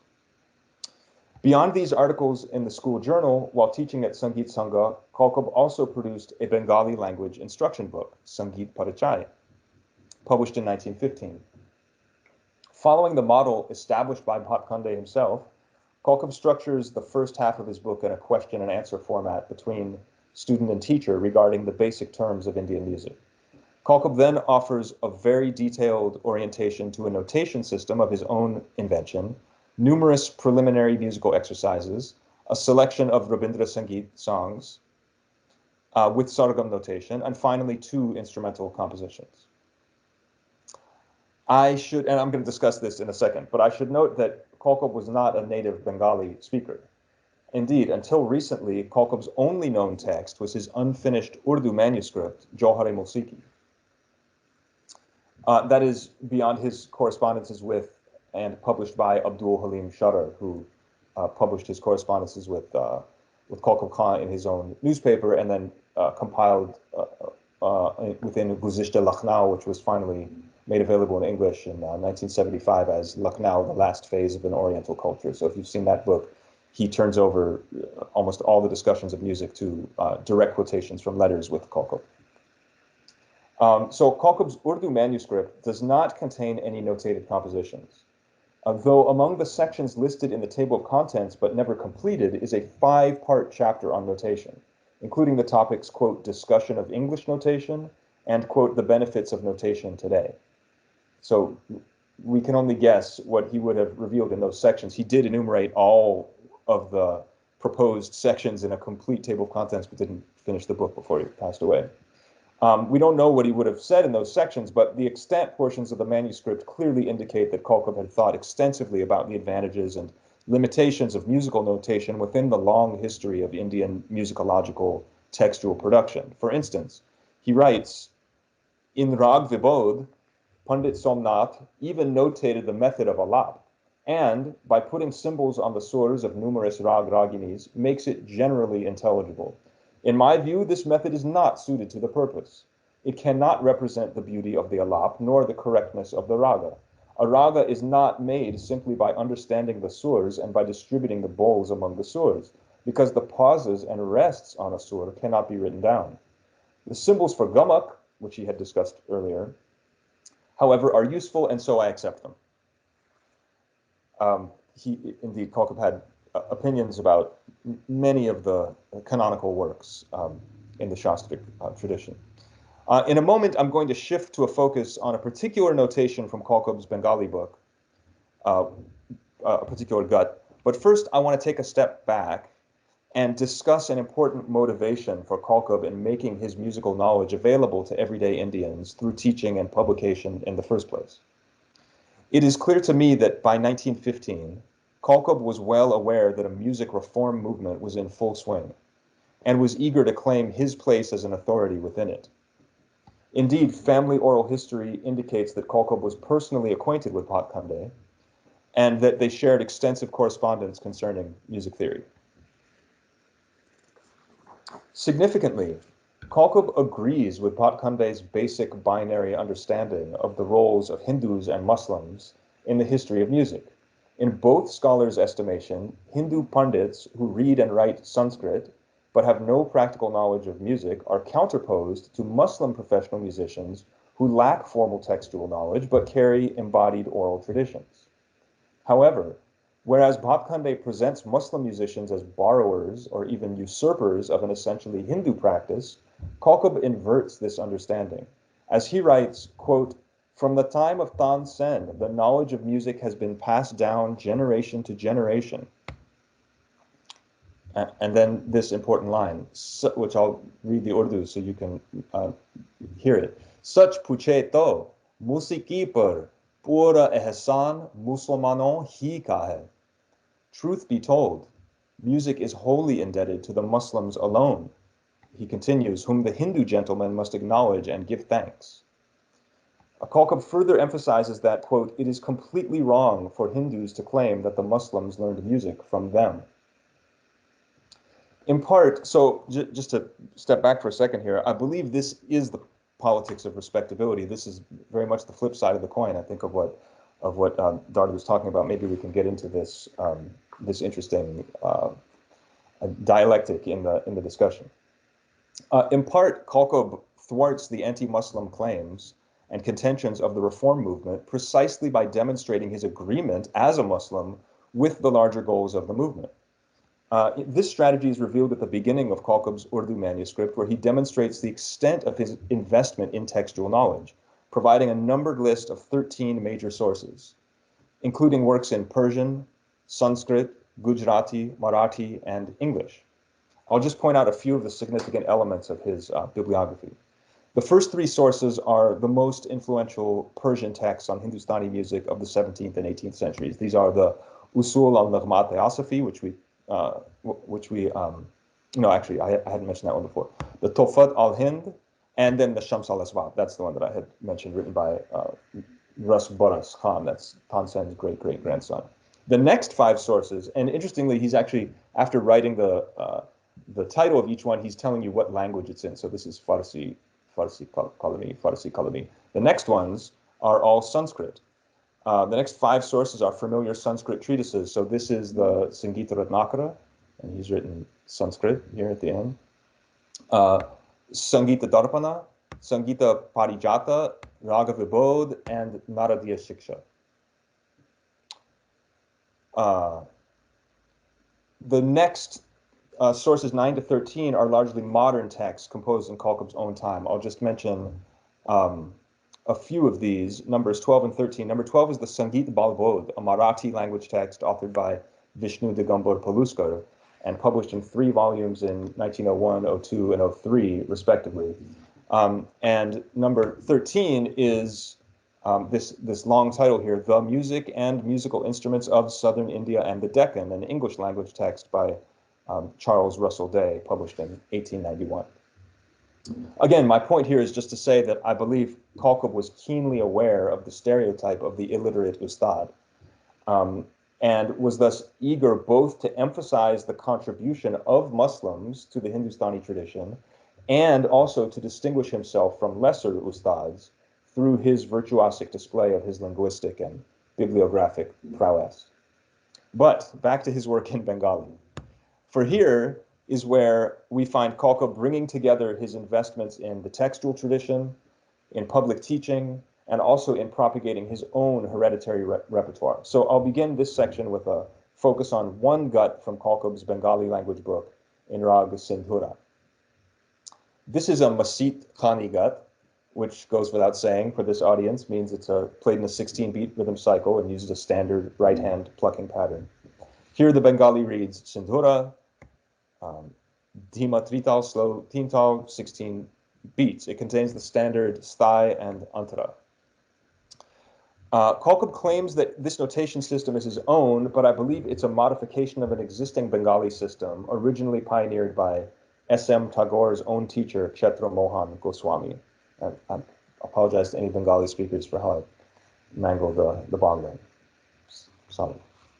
For present purposes, the most significant feature of this system is that while it uses the standard sargam abbreviations for the Shuddha swars, instead of using additional markings to indicate Komo or Tivra swars, Kalkab introduces alternative Bengali letters, as he explains here. So this makes it more difficult to interpret than usual. So this is re, and instead of re with like a rekha underneath it or something, you get another letter to indicate Komo re. Same Gandhar, Komo Gandhar. Oops, I didn't do the rest of them, but this is Madhyam, Tivra Madhyam.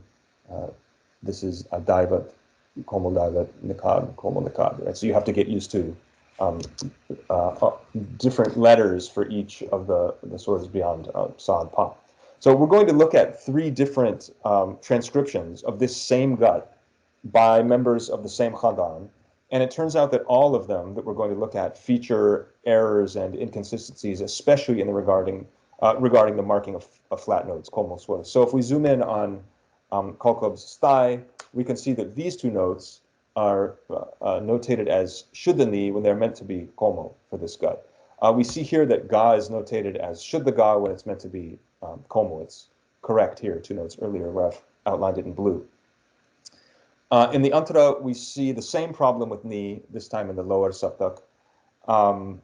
And though we do see a correct rendering of the phrase ga de ga with both gas marked as como, and I apologize for the fuzziness of this particular photo. These images were gained with some difficulty after finding this book and getting permission to photograph it at the National Library in Calcutta. Here's how the notation looks transcribed into a more familiar format. I have a recording of this very composition performed by Kolkob's own grandson, and I will play it for you, but first I want to introduce the same gut as notated by Kolkob's own brother, Karamatullah Khan. So now I'm switching to the next notation of this gut within the Khandan. It turns out that Karamatullah Khan was also an instructor at Sangeet Sangha in Calcutta.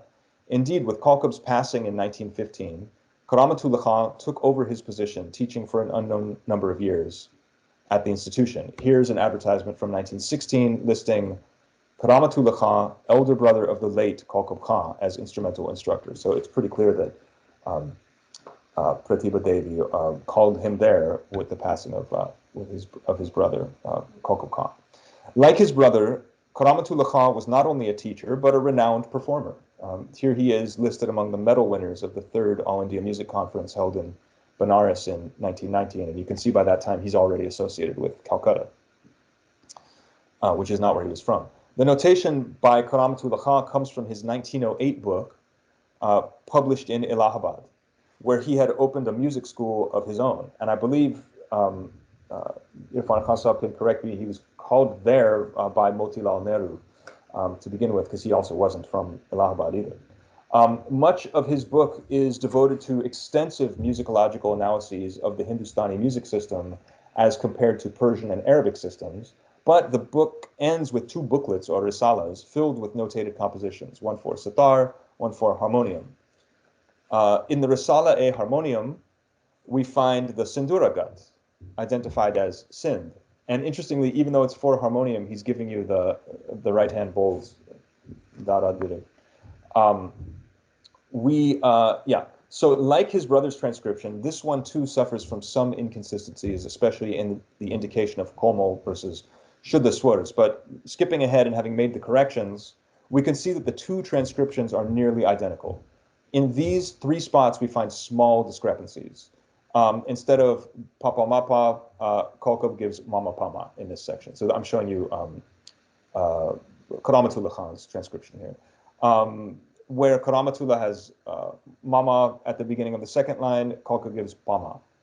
And where Karamatullah has re, here Kolkob has sare. Otherwise, the notations are identical, right? 2 different languages, this one from 1908, the other one from 1915, published, hundreds of kilometers apart, one in Calcutta, the other in Allahabad. We're going to listen to a performance of this composition by Kolkob's own grandson, the great sitar player of Lucknow, Ilyas Khan. But first, let's look at Ilyas Khan's transcription of the same gut. The transcription that we're going to look at is not a published piece, unlike the other 2, but is instead taken from his notebook used for teaching at the Bhatkhande College in Lucknow. By 1955, when Ilyas Khan began teaching at the college, he was already becoming a notable sitarist. You see him here among the most celebrated musicians of his day in 1956. He is sandwiched between Radhika Mohan Maitra and Bismillah Khan in the row behind Hamajan Tirakwa, Hafiz Ali Khan, and Mushtaq Hussain Khan. And as I've learned from family oral history, Ilyas Khan and Bismillah Khan were good friends. And reportedly, in this picture, Ilyas Khan's furrowed brow and awkward body angle, as well as Bismillah Khan's grin, am I allowed to say this, Khan? Were preceded by repeated rounds of Bismillah Khan goosing Ilyas Khan's backside. These are the kinds of things you learn in the family oral history. Sangeet Natak Academy released in 2008 a recording of Ilyas Khan's performance from that very concert of 1956. So Ilyas Khan's notation for this same gut in Sindhura is in Hindi, which indicates that it was not actually penned by him. Much like his grandfather, Kalkub, Ilyas Khan taught students who did not read Urdu, and yet, also like his grandfather, Ilyas Khan could not write in the script familiar to his students. So you also learn in Kalkub's book that he had a research assistant, a student basically, helping him to produce the Bengali. Thus, for teaching purposes, all of Ilyas Khan's materials were transcribed in Hindi notation by a student. And in fact, due to Ilyas Khan's poor eyesight, we don't have any original documents written in his own hand. As before, there are errors in the indication of Komal swars shown here.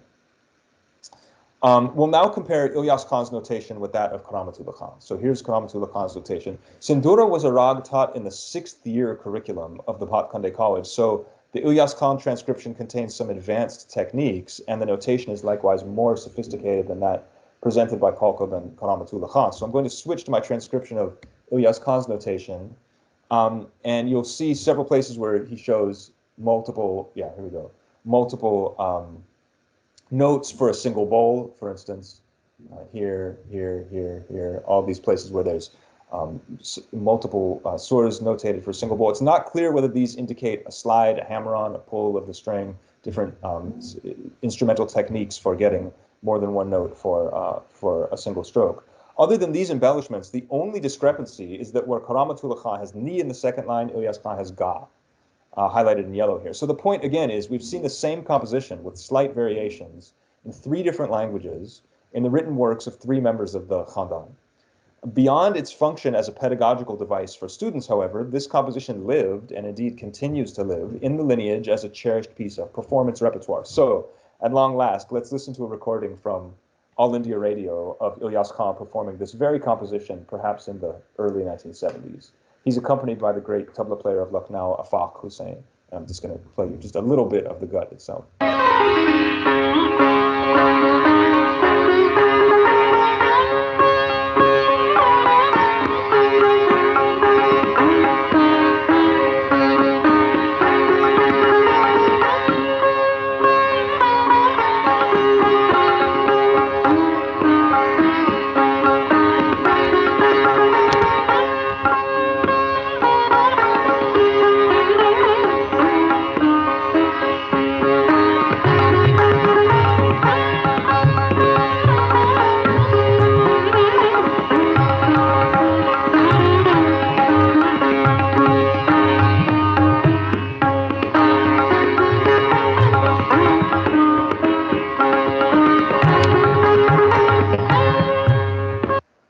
There's a bit of a delay because I can see, some marked at different times, but I'm glad that at least it's coming through. Okay, so with your indulgence, I will introduce one more set of notations for a gut in Raga Basant. The first transcription comes from the Risala-e-Sitar by Karamatullah Khan, and we'll compare this again to the notation from Ilyas Khan's college notebook. So this one, Karamatullah Khan actually gives you 4 sitar. It's not shown with the harmonium keyboard and all. And the notation tells you, basically the way the notation works is it tells you which fret, which part of to play on, having established the top or the organization of the frets for the particular rag. Okay. This was a raga taught in the 5th year curriculum of the Bhatkhande College. So Ilyas Khan's transcription, like his previous transcription of Sandura, contains some advanced techniques. So if I switch here, these are the, and when I've asked Irfan Khan about the discrepancies in the various notations, he's often said they kept on changing the guts for their students, and I think this is actually an important insight that the purpose that these guts served. So here is Karamatullah Khan's version. These are the areas of discrepancy, and I'm going to switch now, and you'll see not only 2 areas of multiple notes per stroke, but a few other minor alterations. Perhaps most significantly in the antra, Ilyas Khan's notation peaks at sa and descends to pa, whereas Karamatullah Khan's notation peaks at re and descends to da. So we're seeing Ilyas Khan's transcription here. My purpose, again, in doing this is to so let's listen finally to an excerpt of a radio recording of Ilyas Khan performing this very gut.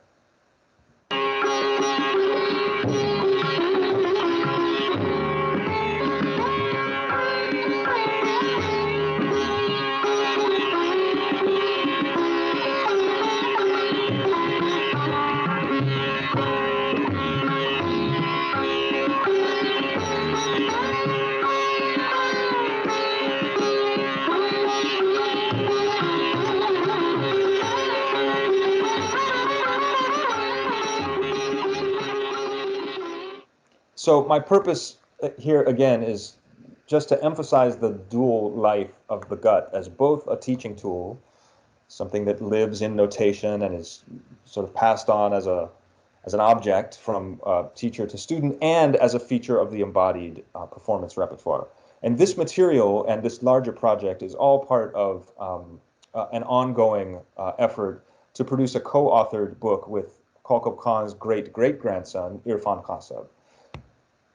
Like his ancestors, Irfan Khan has made his career as both a teacher and a performer and has kept numerous notebooks filled with the notated compositions of his lineage. And this photo is particularly poignant today because, Khan, if I'm not mistaken, this was taken at the Afghan National Institute of Music. Is that right?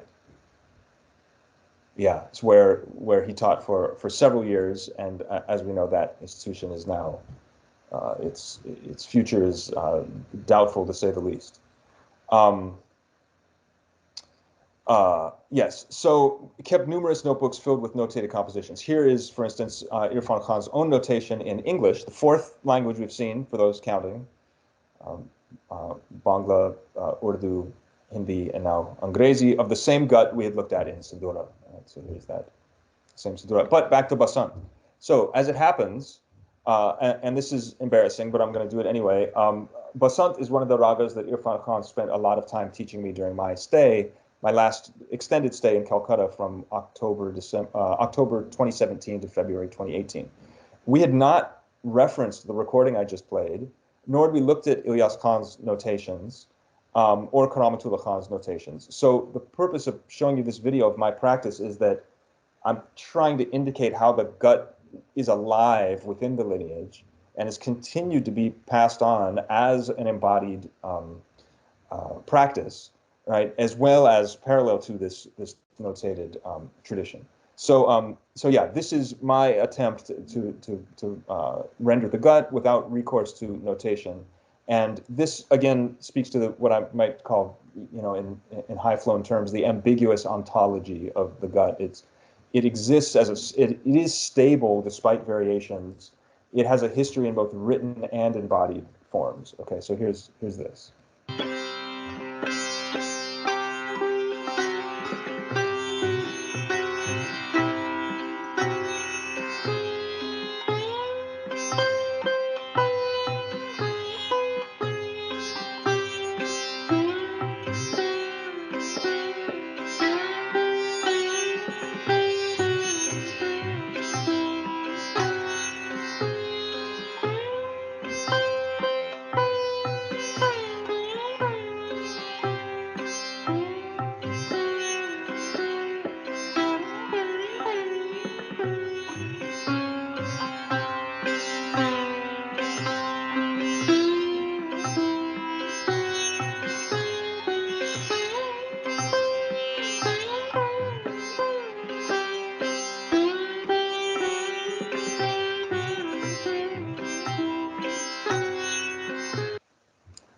I'm seeing things here that I know Khan said don't do that, so I'm sorry. It was a work in progress, but anyway, it captures that moment where I was learning it before we had seen the notations or anything.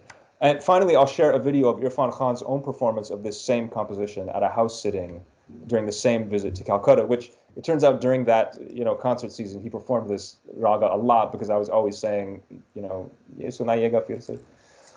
whenever we would go to a concert.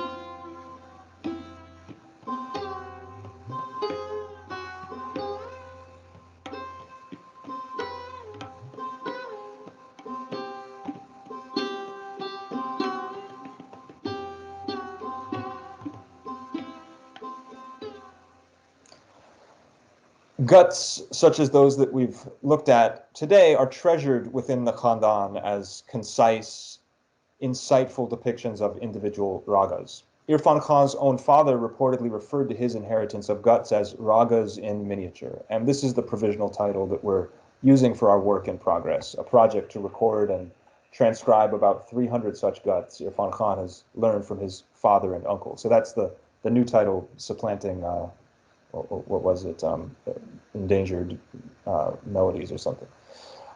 We argue that members of his lineage have, for 5 successive generations, celebrated these compositions both as inherited performance repertoire and as practical pedagogical tools in notation. We also hope to provide a counterpoint to the continued assertions that Ustadi authenticity resides in the oral and embodied traditions alone.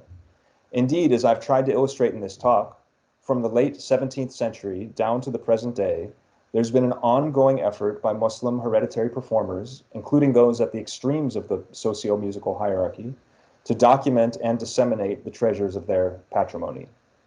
This research is ongoing, so I'll be most grateful for your feedback, suggestions, and criticism. I thank you for your kind attention. Shukriya bahut aapka. Thanks, Max. Thank you so much. That was quite lovely. So I mean, there's a lot going on in my mind, as is I'm sure in everybody else's, and I have a bunch of questions that have come up already. But before that, can I just say that I mean, from both your talks, you can see how you both invested in exploring tensions between the oral and the textual, right? And textual theory and notation as a means to, I mean, these musicians are clearly using textual theory on the one hand and notation on the other as a means to navigate the terrain that they function within and to engage with power structures. And I personally find it very fascinating to think about how their aesthetic goals interface with these things. But we can keep this conversation going. I want to move on to the questions very quickly. We're running a little behind. Can I invite Samir Duble, Dr. Samir Duble, who is an educator and a vocalist, to ask his question, if he's here, or I could ask it for him. Samir Dada, could you ask your question? I have my question to Dr. Neuman. What was the sample size that you analyzed in terms of the graphic representations that you showed to us? And which artists did you choose, and what were the criteria for the selection? Oh, it's a lovely question. I'm going to answer it at multiple levels. Okay. And I appreciate the question. At a high level, I tried to analyze every recording I could get my hands on. So that includes over 400 recordings. Now, so there's different kinds of analysis that can be done at different levels of meticulous transcription. Listening for whether sargam is used in performance, that doesn't require stop. That's kind of meticulous transcription exercise. Are they playing alap or barhat? I mean, there's certain kinds of coding that can be done with just a few listens. And so at that level, the archive is quite large. When it comes to transcriptions of a full performance, that process is ongoing. And I'm actually working with a graduate student in algorithmic composition to create with machine learning, a way to scale the transcription process, because it takes, I'm sure you can appreciate, it takes several days to do an entire performance and then several months to go through and get your errors. But to answer your question, that actual full performances, I've got about 20 to 25. And because that's much less, I have a more selective approach, which is, as I mentioned, I wanted to use older generations of musicians that we have recordings, whether it's 78s or long playing LPs.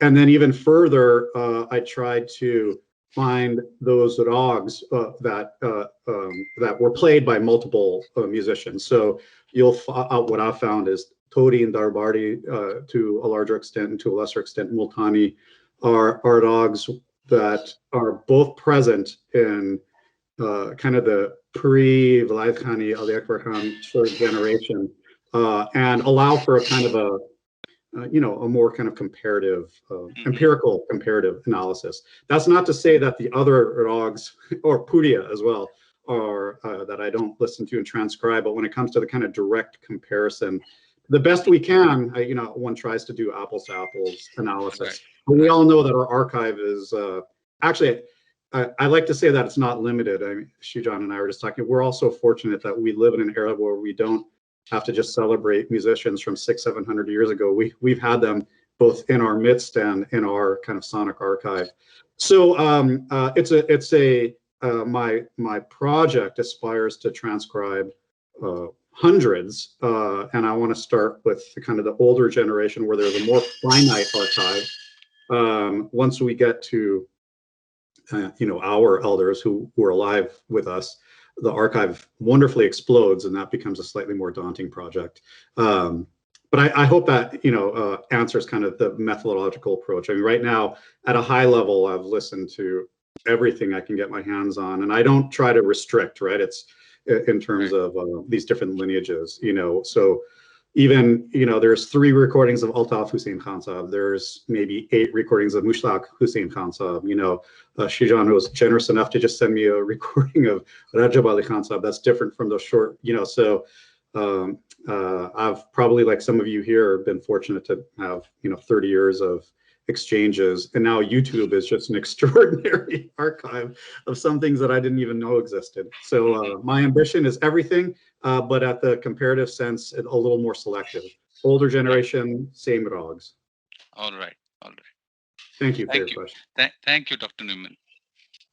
Thank you so much. Can I move on to Dr. Lakshmi Sriram? Lakshmi Didi, if you're here, if you could ask your question. Dr. Lakshmi Sriram is a vocalist and an educator and scholar. Or should I ask it for you? Okay, I think I'll ask a question for her. She says, a question to Dr. Neuman again, a question about the four quadrants and the Bande Ali Khan anecdote about the Ustad refusing the royal golden spittoon. If I got your point right, you trace the possibility of this behavior to the egalitarian stance of Bhakti poets and Sufis. Are you suggesting that the possibility that he could assert himself can be traced to these traditions and it could not have otherwise happened? Would a similar mapping make sense in the context of, say, jazz musicians, since they too had to face issues of social inequity, even while their music was sought after? Or have I completely misunderstood you, she says? No, lovely. Yes, no, yes. So I am suggesting that the kind of assertion that is represented in that anecdote and several others are kind of ideologically, kind of genealogically descended from these stances. So I'm saying yes to that. No, could it not have happened otherwise? No. I mean, it can have happened otherwise. Actually, I do, in my own teaching, I actually draw linkages between kind of the spirituals in the Americas and a lot of the Bhakti and Sufi movements, where the politics of spirit, I mean, the African-American spiritual, similarly to the Sufi Bhakti kind of lyrical orientation, is what does it mean for the traditionally marginal, in this case enslaved subject, to be recognized by, recognized by the divine. And so the subject of the spiritual is by and large the Exodus story. And so the identification of the slave with, the Israelites as a kind of politics of spirituality. And Nietzsche talks about this quite a lot. So I'm actually quite comfortable in a kind of global humanism hypothesis that not all humans respond to hierarchy with hegemonic compliance, that there is also resistance. I'm interested in a kind of analysis that attributes that's comfortable attributing some of that resistance to the spiritual domain. And that's a little, scholarship is a little less comfortable with that kind of analysis. You see it going back to Nietzsche, at least in Europe, not so much with Marx, of course. But I'm compelled that you see these kind of movements in different parts of the world. I am trying to be a little culturally and historically specific in the South Asian context, based on the kind of genealogies. But no, I wouldn't say it could not have otherwise happened. It probably could have, and it does. So I think you've actually understood me quite well. And I appreciate that. Thank you so much. Can I ask Samarth Nagarkar is here. Can I ask Samarth to ask his question, please?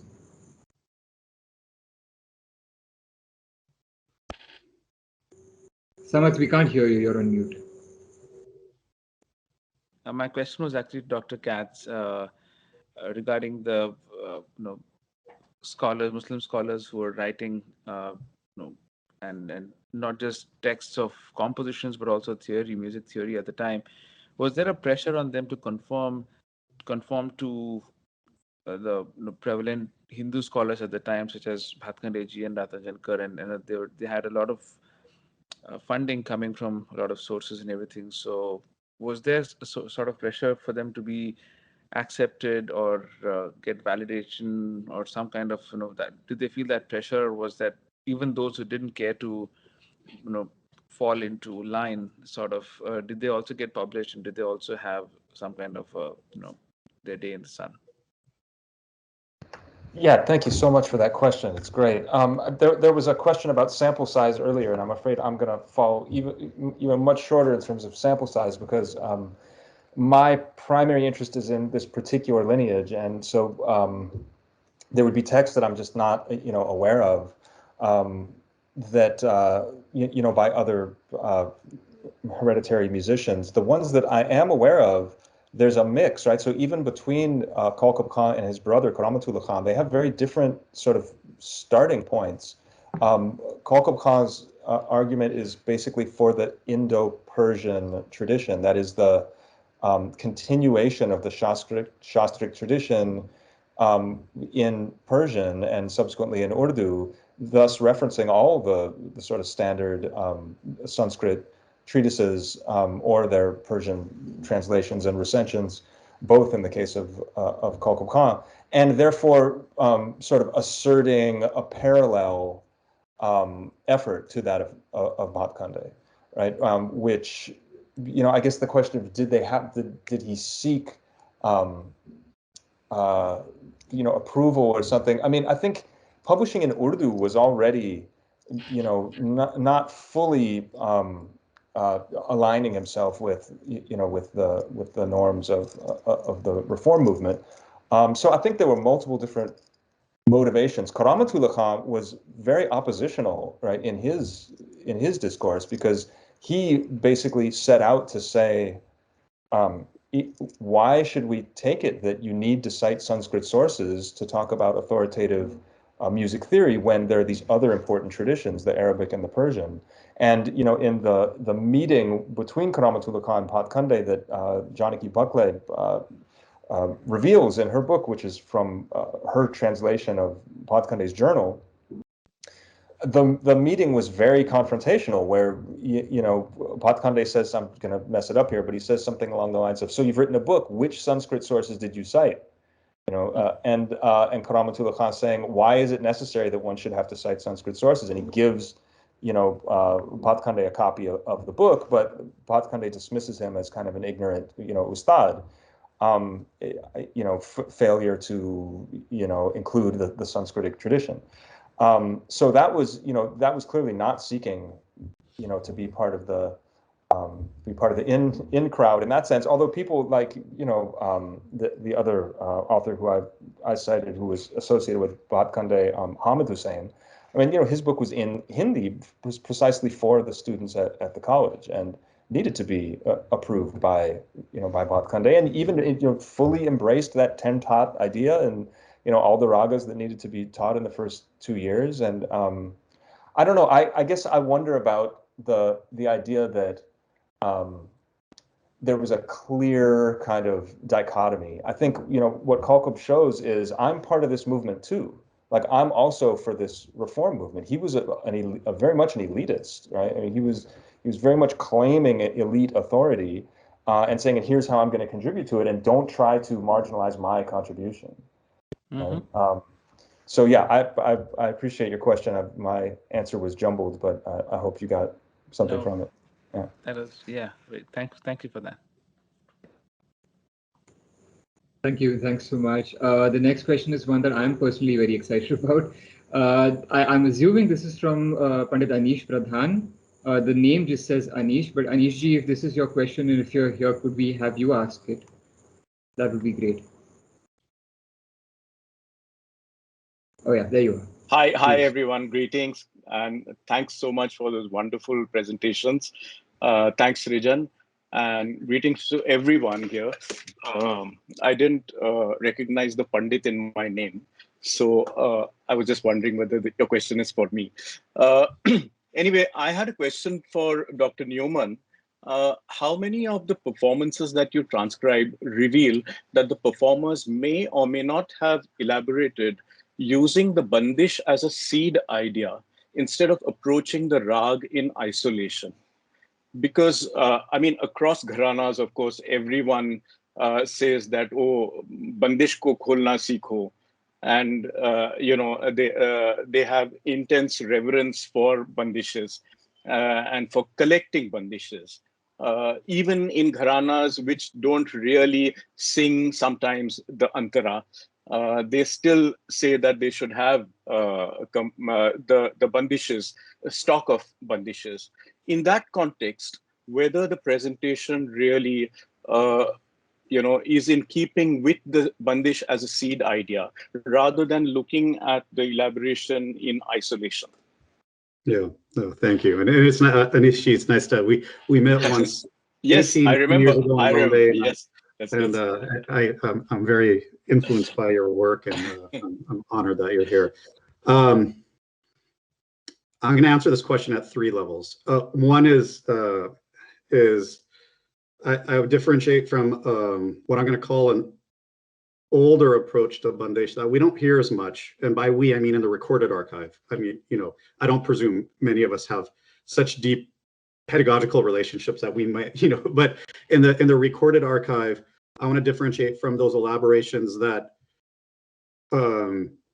are bandish centric, which is to say the melodic frame of the bandish is not, one doesn't depart from it. So in fact, the very first concert that I started with, Muhammad Omar from Afghanistan, that entire approach, I mean, one could speculate, was probably more prevalent in the 19th and maybe 18th and 19th century, where the integrity of the bandish was stable and the improvisation was more rhythmic. So the right hand is doing the improvisation and the left hand is not really leaving the composition.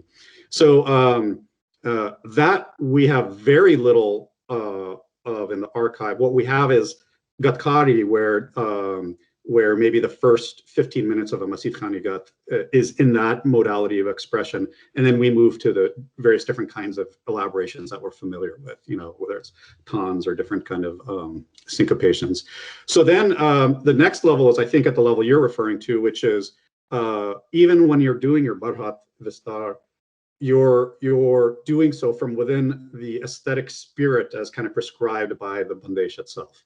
And this is something that Yunus Khan Sahab would convey to me, my family, and I have to be honest, I was too young to totally appreciate it, but he would insist that each bandish has its, as you said, its character, and that you can't just improvise, you have to improvise according to that character. I've spent 20 years looking and hearing for that. What I will say is the distinction I'm making, the Mirkan-based Bharhat, to me, I'm sure some students and musicians from within the Khandans would disagree. That strikes me as you have the bandish and the elaboration, and I'm just making this argument empirically, not aesthetically. The bandish is, I'm going to say this point rhetorically, just to make a contrast. The bandish is actually immaterial, whereas the Bharhat, I mean, one could, put Abdul Wahid Khan Sahab's elaboration with 19 different bandishes, and now I know, like in my own Khandan, Wahid Khan Sahab, he went from having the bandish orientation to learning, seeking vocal compositions from many gharanas, and has that kind of bandish orientation in his voice. But you can see, 18 different recordings of the same rag or different rags as a similar kind of elaborative structure. So then it's kind of what angles of the rag are opened up. So what you'll see with Vilayat Khan Sahib, and I'm more familiar with the music of the Vilayat Khan Sahib Khandan, the Dagar Khandan, and the Agra and Mushtaq Ali Khan Khandan, is he will weave the bandesh also in the alap. So it's actually inverted. The whole structure is, it's not just that the bandesh determines the elaboration within the bandesh, but also, especially if you listen to Bhairavi or some of the, you can hear, oh, that's this bandesh that I learned, and you see it, he's doing this in the lower register, here's the middle register, here's the upper register, you know, kind of move. So the bandesh is actually providing different ideas that are kind of merged into his alap. I'm still, and then so when you listen to the old Agra and, you know, Gwalior, you know, Krishna Shankar Rao Pandit, I definitely see that the lyrical integrity of the bandesh is given, you know, extreme attention. Here I'll defer to almost all the rest of you in this audience, because that's going to be an angle that your ears hear much more. But I'm going to answer your question again very succinctly now, as opposed to my elaboration. I actually find that the Mirkan-based approach represents something that's orthogonal to the bandesh, whereas in the kind of traditional Ghananidars, there's more of a attempt to maintain the integrity of it through the lyrics. My ears aren't, you know, when I listen to 3 or 4 different versions of Fayaz Khan's Puriya, it still seems like the same approach. So I've not yet matured to appreciate those differences. But all the narratives are, you know, he played Ragyam in 15 days in 15 different ways, and they were unrecognizable. And I've heard that with some of the more contemporary musicians, because we have, say, 96 Vilayat Khan Sahib Bhairavis, and I can not just aesthetically, but empirically point out, yeah, here are at least 15 different ways. But I haven't yet tuned my ear to appreciate the Khandani approach to a bandesh-based Vistar. So I'm just trying to be honest with that. I would love to hear your opinion on that.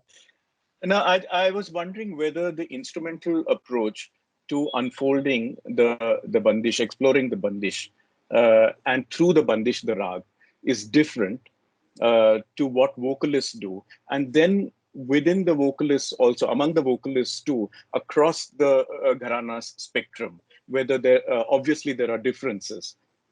So when we are transcribing, perhaps we will need to keep that in mind also. Also the kind of rags, because you mentioned Bhairavi, and Bhairavi itself has so many possibilities and allows you to move every which way, whereas other rags, for instance, compound rags, may have so many restrictions. So within that, then to look for Mirkhan may be a little difficult, unless then you want to move out of the rag or not be faithful to the rag. So, and that's one of the criticisms. Sorry, and that's one of the criticisms that people who do Jod rags very beautifully, they say that when those who haven't been trained in compound rags, treatment of compound rags, that's what they do, because they apply Mirkhan or such other techniques to every possible rag, and that's when the aesthetic of the rag changes. So 100%. I have a lot to say on just those specific examples, but I'm going to pause. So we'll come back to it if there's time. But I really appreciate you pinpointing those 2 examples, the instrumental and then what happens in the compound rags, because in fact, that's how we are taught, is how to elaborate within these bandesh-based connections, but you can do it in 6 or 8 different ways. And yes, there's a point where the pressure of the rag is, I mean, I wouldn't have the courage to even come close to trying some of that. And even in Abdul Wahid Khan Sahib's Multani, I mean, he's spending a quarter of the performance on Pani and Ma Pani. I mean, that's, you know, again, some would disagree, but that's a space that's not a typical space of elaboration in the rag. And I'm not saying that as just a I'm a student. But again, from a musical analysis perspective, that's a space that is usually not focused on. But lovely. I'm sure we'll continue this conversation. Sorry, Srijan and Max. Thanks very much. Thank you. No apologies necessary. I mean, just this conversation could go on for a long time. But in the interest of time, can I just ask, we are officially out of time, but if Max Saab and Dard Saab are all right to stick around, I'm only happy to keep this going, because we do have 4 or 5 questions that have come up. Yes, so when I can see your hand up, I will come to you. So yeah, so let's carry on. So I have a question from Prerna ji, who has asked me to read it out, so I'm just going to read it out. She says, my question is for Dr. Neuman. How do you reconcile or place in context? It's a longish question, so bear with me. How do you reconcile or place in context the currents of heterodoxy or divergences from elite traditions among the non-elite musicians, into brackets, the Behram Khan Biradari as you refer to it, with the 20th, 21st century tracing back of lineage or drawing of Brahmanical heredities to Swami Haridas or Tansen within the same non-elite Biradaris? Were these simultaneous processes, or does the latter occur exclusively in more contemporary times? As for evidence that these musicians were outsiders to the elite lineages, I know you write about oral histories that point to it.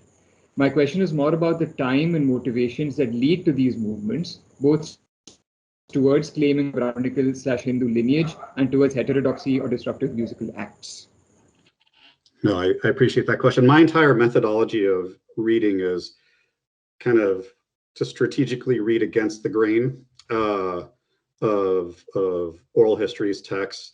And then there are times when the evidence allows you to read it directly. But as I mentioned, I like to integrate data points, right? The genealogical, the musical, the oral anecdotal, and then whenever the more traditional historical. So there are times when that combination of data points allows you to read an anecdote against the grain. So I shared with Srijan, and I don't mean to get kind of jargony pompous here, but what I find inspiring about certain elements of what's called deconstructive reading, Gayatri Spivak referred to, deconstruction is not a destruction; it's a form of intimacy. And it's a form of reading that the author may not necessarily intend.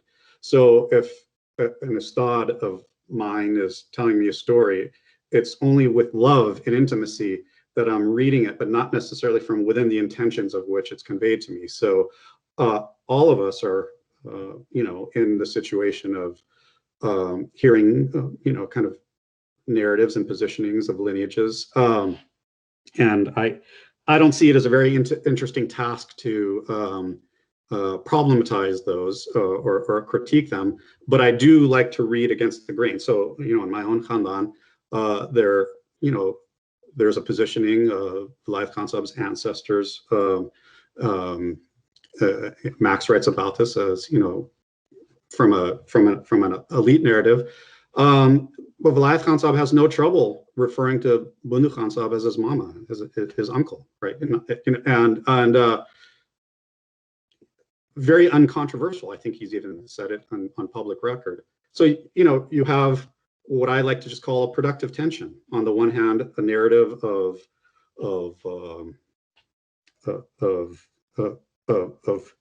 privilege, of pedigree, and then a slightly different narrative. I'm interested in stories that, this goes all the way back to my dissertation, what I call the ghost stories, where even musicians from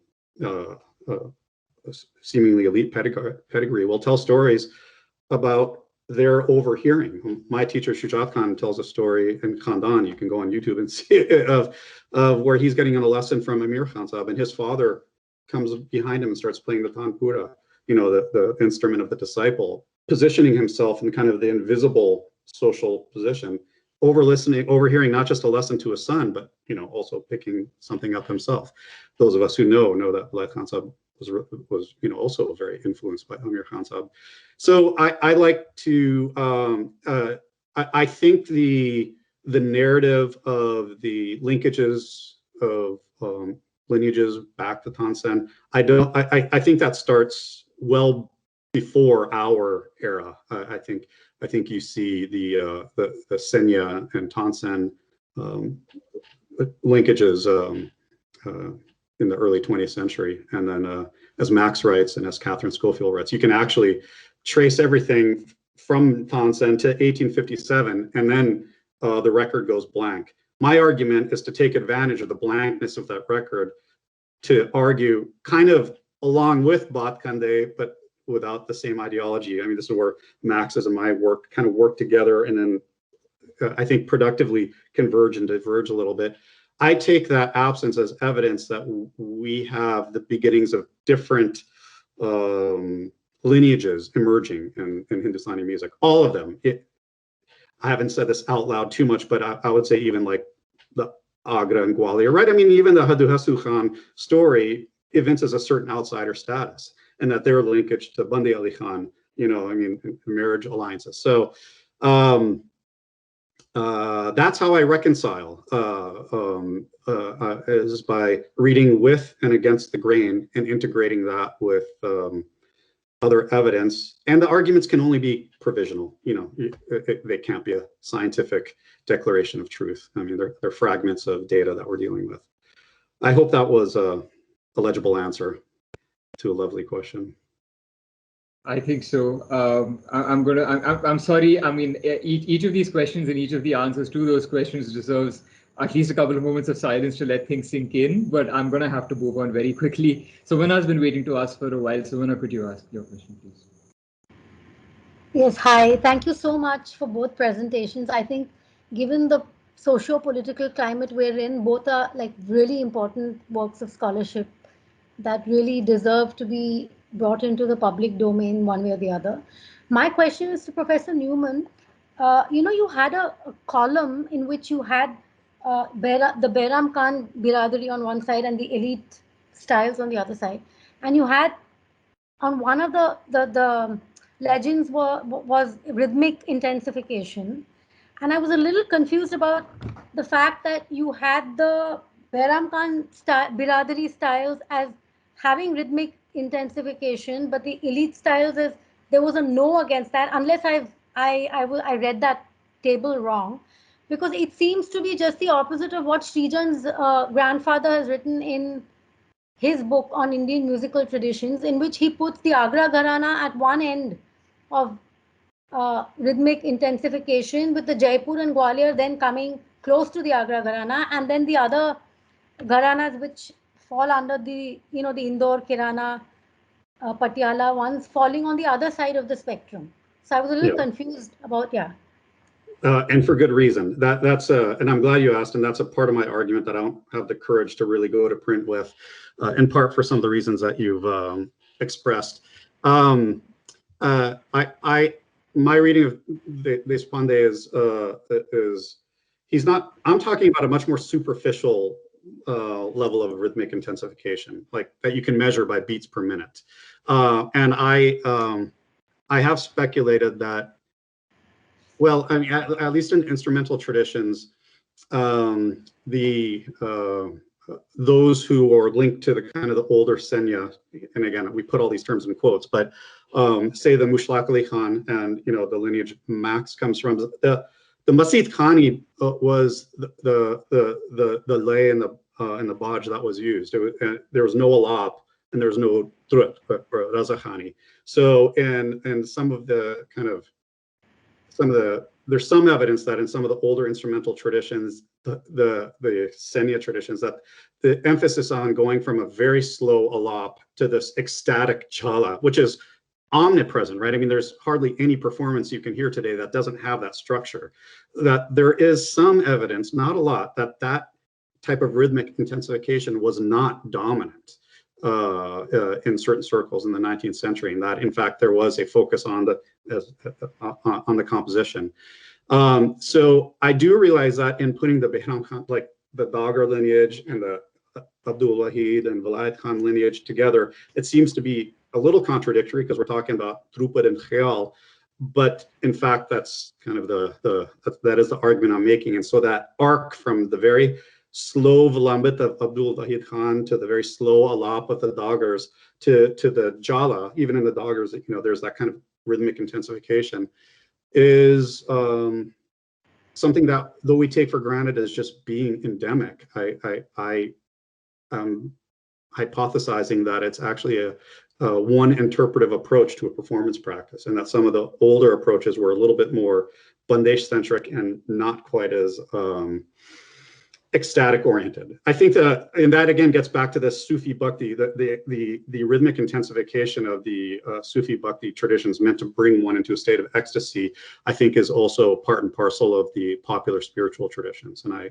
I hope you, when I say popular, I mean, you know, not like top 50, but like of the people and not just of the court. So I hope, you know, I'm perfectly comfortable if none of you accept that hypothesis, but I'm having a hard time shaking myself out of it. Okay, thank you. Could I just butt in here and sort of say that, Sumana, to respond to that, what Vamanrao Deshpande says in his book is not so much about rhythmic intensification when he talks about Agra. It's more about a predominance of rhythmicness or a more syllabic, I mean, Martin Clayton is here to borrow from him, a more syllabic approach to singing. So he's not necessarily talking about intensification. And as I was sort of discussing with Max and Dar a while ago, the one name that stands out in more contemporary times as someone who did not indulge in intensification of any kind is Kumar Gandharva, right? Because he's the one person who never increases his tempo, for instance, in the Vilambit Khayal. The tempo always necessarily stays the same. So yeah, so I mean, Vamanrao Deshpande is not talking about intensification, but about the rhythmicness of the performance. Right, moving on, I have a question from Justin Scarambolo. If he's here, Dr. Justin Scarambolo, could you ask your question? Hi, can you hear me? Yes, please go ahead. Hey, thanks so much for putting this together, Srijan, and from Max and Dard. I'm so happy to be here and hear you too. I just had a simple question for Dard that when I was listening to your presentation of Chand Khan's narrative about how his family came to the Sarangi, and I got kicked out for a couple of times because of poor internet connection, so I'm not sure if I got it correct, but I do remember reading, of course, your father's written about Chand Khan, and perhaps you have too in your dissertation. I'm not remembering exactly how the story has been treated there, but the way you treated it here, it didn't seem to be with any form of skepticism necessarily about could that narrative actually be itself be a kind of form of non-elite innovation, a way of claiming a kind of non-Sarangi past, ultimately in a similar way that maybe Aladia Khan, claims his Brahmin roots and stuff like that. So I just wanted, if you have anything to say about that. No, absolutely. So again, I would say that I try to apply a kind of what I'm not trying to do is assert Chand Khan's narrative as a statement of historicity, I'm reading it as a genealogy of a kind of an ideological set of stances. My father reads his work kind of as a polemical assertion of the always classical status of the Marasi and the Sarangiya. So and I'm reading it a little bit differently. I mean, that's there. It's a defense. There is a kind of a defensive posture. What I'm trying to do is place Chand Khan genealogically, literally in terms of genealogy, but also ideologically as having what seems to be, we mostly hear about the old Ustads as really kind of kowtowing to aristocratic recognition, privilege, prestige, waxing nostalgic, for the old days of the Raj and this, that, and the other. And, what I'm trying to do is read against the grain narratives that aren't so much necessarily celebrating the old aristocrats, but have a slightly more either ambivalent relationship with some stories, or in the case of Chand Khan, explicitly kind of anti-imperialist. What I find really powerful about Chand Khan's narrative is not so much his explicit historical claims. I don't think that's the kind of work I'm doing, but that in his polemic, you have, actually, he's performing a kind of deconstruction. As a hereditary musician, he's not even just, he starts to criticize other lineages, including the one I come from, but his criticism is not, his criticism is not to take them down. It's saying you are renouncing your own heterogeneity. So what I find interesting is it's a kind of a deconstruction happening from within the Khandani lineage. And so, yes, it is a non-elite, I wouldn't say innovation, but it's also a non-elite statement. It's a statement of positionality. He's not so much trying to say we are on top, but that we are all hybrid. And look at some of my brothers and sisters who are trying to dissociate themselves from this history of hybridity. But what's so powerful about his critique is he starts with his own lineage, very much unlike other lineages, which will do a lot to elevate themselves and criticize others. His critique starts with my family's hatred of itself. I mean, that's like, what a powerful intervention. And what I'm trying to say, again, getting back to my larger polemic to begin with, I don't think we need to look for, and I don't think we need to look for colonial tools, liberalism, democracy, to see evidence of self-critique. Here you have a lineage that is based in Delhi, goes back multiple generations, and even I don't care if that's true or not, he's assuming that it's true, and it's within the context of his own sense of historicity that he's subverting the authority of genealogy, but he's starting with his own lineage. I find that to be very powerful as a kind of political and ethical gesture. And I'm trying to tie that ethics reading against the grain. I mean, you have to find these moments. It's not like an always on stance, right? It's like the light of critique isn't always turned on. So there are these moments. So it's in the context of these other texts and things that I think I'm trying to place Chand Khan. So hopefully, Justin, that hopefully that answers your question. Thank you so much, Dard. That was awesome. Thank you. Thank you. I'm just going to go on to a last question from Dr. Urmila Bhirdikar, who is here. Urmila ji, could I have your question, please? Could you ask it?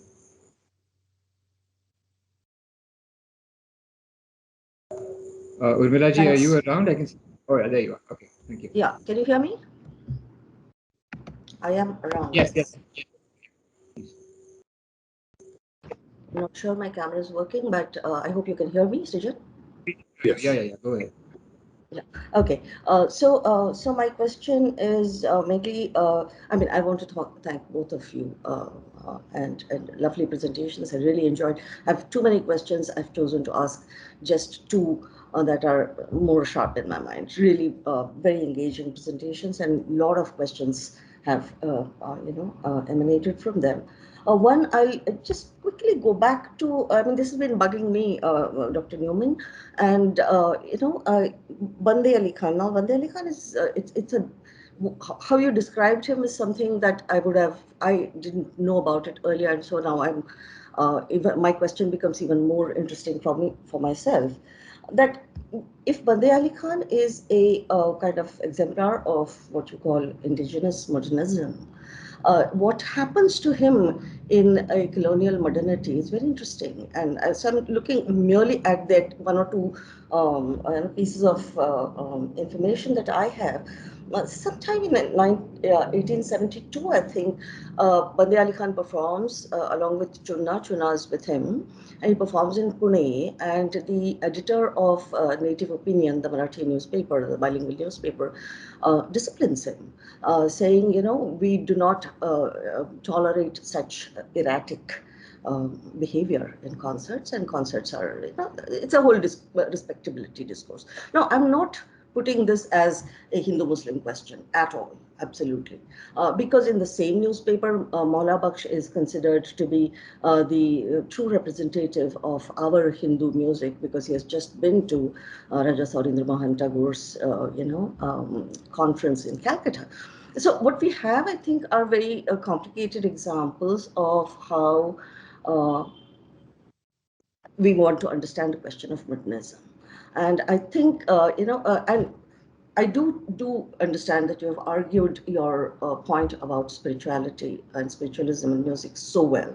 My question is, would you like to kind of juxtapose it with the dominant epistemologies that are coming up? And understand it because Maula Baksh, as far as I can see from what I've understood, Maula Baksh is important for our Hindu music because he claims a claims an expertise in Carnatic Vidya. Very interestingly for me, as I study them, Maula Baksh's Vidya and notation, a fantastic combination of a Sanskrit and an English word, is continuously being questioned by daring Abdul Karim Khan saying ilm and sargam. So, it's a battle of epistemologies, and I'd like your comment on, how you want to take it, because after all, the question of spiritualism for me really disappears. I also think of a singer like Neelkantha Alurmat, who has been referred to as a lower caste, outcast person in Balkrishan Chand Kanjikar's household. He was given only the kind of menial, jobs, and not really allowed to cook with his sister, his other, peers. So these questions, I'm forcing the social so much, how you are understanding. So how do we take this conversation? No, I mean, this is, we're I'd like to say we're speaking the same language. Yes, everything I'm doing is about the epistemological as it intersects the social. I do believe there are these fantastically interesting epistemological conflicts, and they're dialectical, right? And we can't reduce it to the oral and the literate, the modern, the pre-modern. They're fantastically contemporary, and they're taking place dialectically, and they're multiple, right? So Vilayat Hussain Khan's book opens with a critique of the kind of Orientalism. He's not using the word, but he's like, there's all this literature on music, and and so I'm calling this provisionally an elite hereditary musicians dialectical response to kind of a elite musicological narrative, and they're both vying for a kind of a position of cultural capital. That's easy. What's interesting are the epistemological questions that come up, like how are we, and this gets to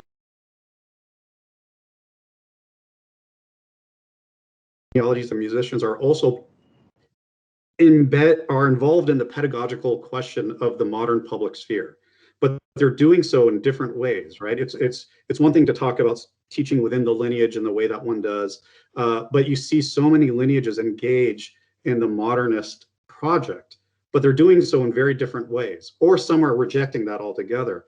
In these various different approaches, I do think you have social and epistemological engagements that have a lot to offer us if we give oxygen to those engagements. And so I try to spend a lot of time thinking about, so for example, orality. We've learned from Derrida that, you can't really fetishize the oral, so on and so forth. But what I'm interested, D.T. Joshi, who I was able to study for, he's a teacher of my aunt. I first started with my aunt. She, Sharmish Dastan, is the guitarist. And D.T. Joshi would tell her and me two defenses of orality, and they both represent slightly different epistemological paradigms, even though they're the same defense. And this is going to tie to your question. One is he's saying in English, the rag should be imprinted on your soul, not on paper. That's straight from Socrates. He actually got his BA in philosophy, right? So that's the Socratic argument of orality that actually then Derrida spends a lot of time deconstructing. But then he also gives this other defense that came from Inayat Khan Sahab. And then you see this in Sham Khan as well, which basically translates as you need to learn gaika, you need to learn vocal orally. And it's a totally different metaphor, in my opinion, a totally different epistemological metaphor that translates terribly. I have it memorized in English, not in Urdu, but if there's nothing in the pot, what's the point of dipping the ladle for the soup? So it's a different kind of defense, not just of orality, but of a kind of logocentrism, but it's of a different epistemological genealogy, not this kind of transcendental signified that goes all the way back to God. But this is coming from these non-elite musicians who are accessing this repertoire from behind the scenes, whether it's because you're a Sarangini, you're appropriating the repertoire while following, or you're sitting listening to Tanpura, you're sitting behind the curtain. But there's a different way in which one appropriates orally and then makes it one's own through these kind of techniques of riyaz. And so when I find that they are resisting notation, I'm interested in that resistance, not just as a pre-modern versus a modern kind of, it's tied to the social question and it's tied to these different competing epistemologies. I'm speaking too much, but that goes to the heart of everything that I find interesting in this history, and is tied to this, what I think is this inspiring hybridity that all of us should not just say is gone. It's with us. I'm always a glass half full kind of person. But so I thank your question. I would like to say that I'm fully, I'm hearing your question is in the same register of the questions I'm asking. So I appreciate it. Thank you. Thank you so much. We have a comment more than a question from Warren Senders, who has unfortunately just had to leave, but I'm just going to conclude with it and I'm just going to read it out. He says, text orientation in Bandish presentation correlates strongly with greater phonetic and temporal exactitude in pronunciation, therefore with greater precision in rhythmic placement. Blurred pronunciation correlates with greater intonational precision, largely because sharper attack transients distort perception of swar. I wish Warrenji were around right now to have you respond to that, but he isn't. So anyway, so is there anything else anyone would like to say? Any other questions before we end? I have 1,000 questions for Max. I mean, that'd be nice actually. Why don't you ask one? Well, actually, I'd like to ask Max if you have, so you've talked about some of these kind of discrepancies, and I see Ustadji's also written that some of these were printed before they have had a time to make corrections. I'm curious if you see through the inconsistencies as well as the different approaches to notations. I mean, just in the same vein as Urmilaji, is just different epistemological universes, you know, so getting kind of beyond the whether it's written or not, like what kind of approaches to an aesthetic epistemology may reveal themselves in the different kind of oral and notated systems? Or are those questions that, you know, you've been thinking about? Have you so beautifully been analyzing these texts? I mean, it's really just extraordinary, you know, repertoire of texts that you've been bringing and unpacking for us. And I think it's so rich to go beyond just this tradition should be notated or not. What kind of aesthetic epistemologies reveal themselves to you, you know, as you're, well, I'll end my question there. Thank you so much for that, Dard. It's a really tough question. I mean, one of the problems with my, you know, methodology here is the evidence is so difficult to obtain. You know, we have just a few texts, and then we don't even know the context most of the time. I have to, you know, sort of speculate about, you know, what were they observing, you know, that was happening outside of the text that allows this to make sense. And sometimes you can figure that out just by knowing some of the, you know, the larger history or the family history. But I don't know. I mean, I think that I try to get into this in terms of kind of, I don't know, what's maybe kind of a capacious sense of, and you're running with epistemology. I guess my approach is more ontological. The idea that there are these things out there that are these guts, and what are they, and how are they identified as discrete objects or entities in the world, and then it's very difficult to piece together, like, is there a coherent sort of ontology that you can read out of these texts or the oral histories. I mean, I think that when you look at the notations, for me, it's clear that there's not a sense from Qalqub Khan or Karamatullah Khan or any of the other, of their descendants who made those notations, that there's a capitulation there to a kind of an Enlightenment epistemology where if it's not written down, it's not real. Instead, I think there's this other claim about, but very much parallel to your argument, Dard, about an alternative epistemology that does value the text, and also values the embodiment, of those same materials. The relationship between the valuing of the text and the valuing of the embodiment of the materials is, to me, like really obscure. I don't know how to theorize that or think about it, but I think that's what you're asking, and it's very stimulating and very challenging. I'm going to have to keep working on it. Well, and and that moment, I believe Qalqub Khan's book, where he says, this particular notation doesn't work, but this does. Like, that's a marvelous moment, right? I mean, it's like, so like, there may be an absence of some information, but clearly he's saying this lends itself to the written medium and this doesn't. So there's already something there. Like, when you think about Shruti, right? We've got texts of Shrutis going back, but when the Dagger approach, it's not using Shrutis as a parent scale, building scales. It's about and of course, yes, it's about microtones, but each rag, has a different Shruti array. Vlad Khan's also has a similar approach. So it's using the term textually, inspired by the text to some degree, but using it in a slightly different aesthetic epistemological direction. So there's those moments in your text that are just extraordinary, where it seems like there's a convergence and divergence where they seem to assimilate and don't. And so I just really appreciate those deep readings. So right on. I thank you, Bart. And I think one way to frame it, along the lines that you're suggesting here, is that in a self-conscious way, authors like Qalqub Khan were projecting themselves into, but also against, the established, Shastric canon. So there, I think he's both sort of saying, like, I am a part of this to the extent that I can authoritatively comment upon, the Rag of Vibodh and say this works, but this doesn't, as opposed to this is just a, itself a received knowledge. Which is a sort of a dual claim. I mean, it is sort of like, I'm part of this, and yet I have, an informed contemporary point of view about it.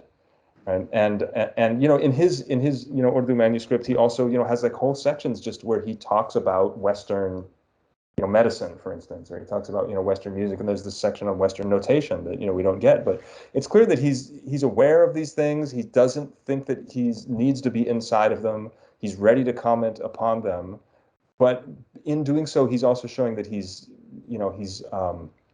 what's the word? A culture. He's experienced quite a bit of acculturation, right? So these things are inherently, like, philosophically mind-bending to try to imagine somebody's subjectivity and how they both did and didn't understand the epistemology that they were operating in. I really appreciate the. Well, it's the wonderful messiness of hybridity unfolding, before your eyes as you're reading the text, right? Right on. Yeah. Thank you. Srijan, this is like this odd universe. I can't see everyone out there. We could probably talk forever, and people are like, "My God, what's going on?" Absolutely, there are like 30 different threads, going on simultaneously, and I'm sure this could go on for a while. But we have to stop at some point. And I mean, if no one else has anything to say, I'm going to call it a day. I'm going to shut up for a minute and give other people space to talk. Does anyone have anything else to say? Okay. I have to say that my daughter is waiting for me to come pick her up and take her to the pool. Right. In that case, that's reason enough to end this. Yeah. Thank you so much. Thank you. I'm getting lots of messages on chat, thanking all the both of you for this, and thank you for everyone who participated. This has been lovely. And can I just say that we're going to do this on a regular basis? So I really hope to see all of you there again when for our next session, the details of which will be out soon. Thank you. Namaste. Thank you very much. Thank you.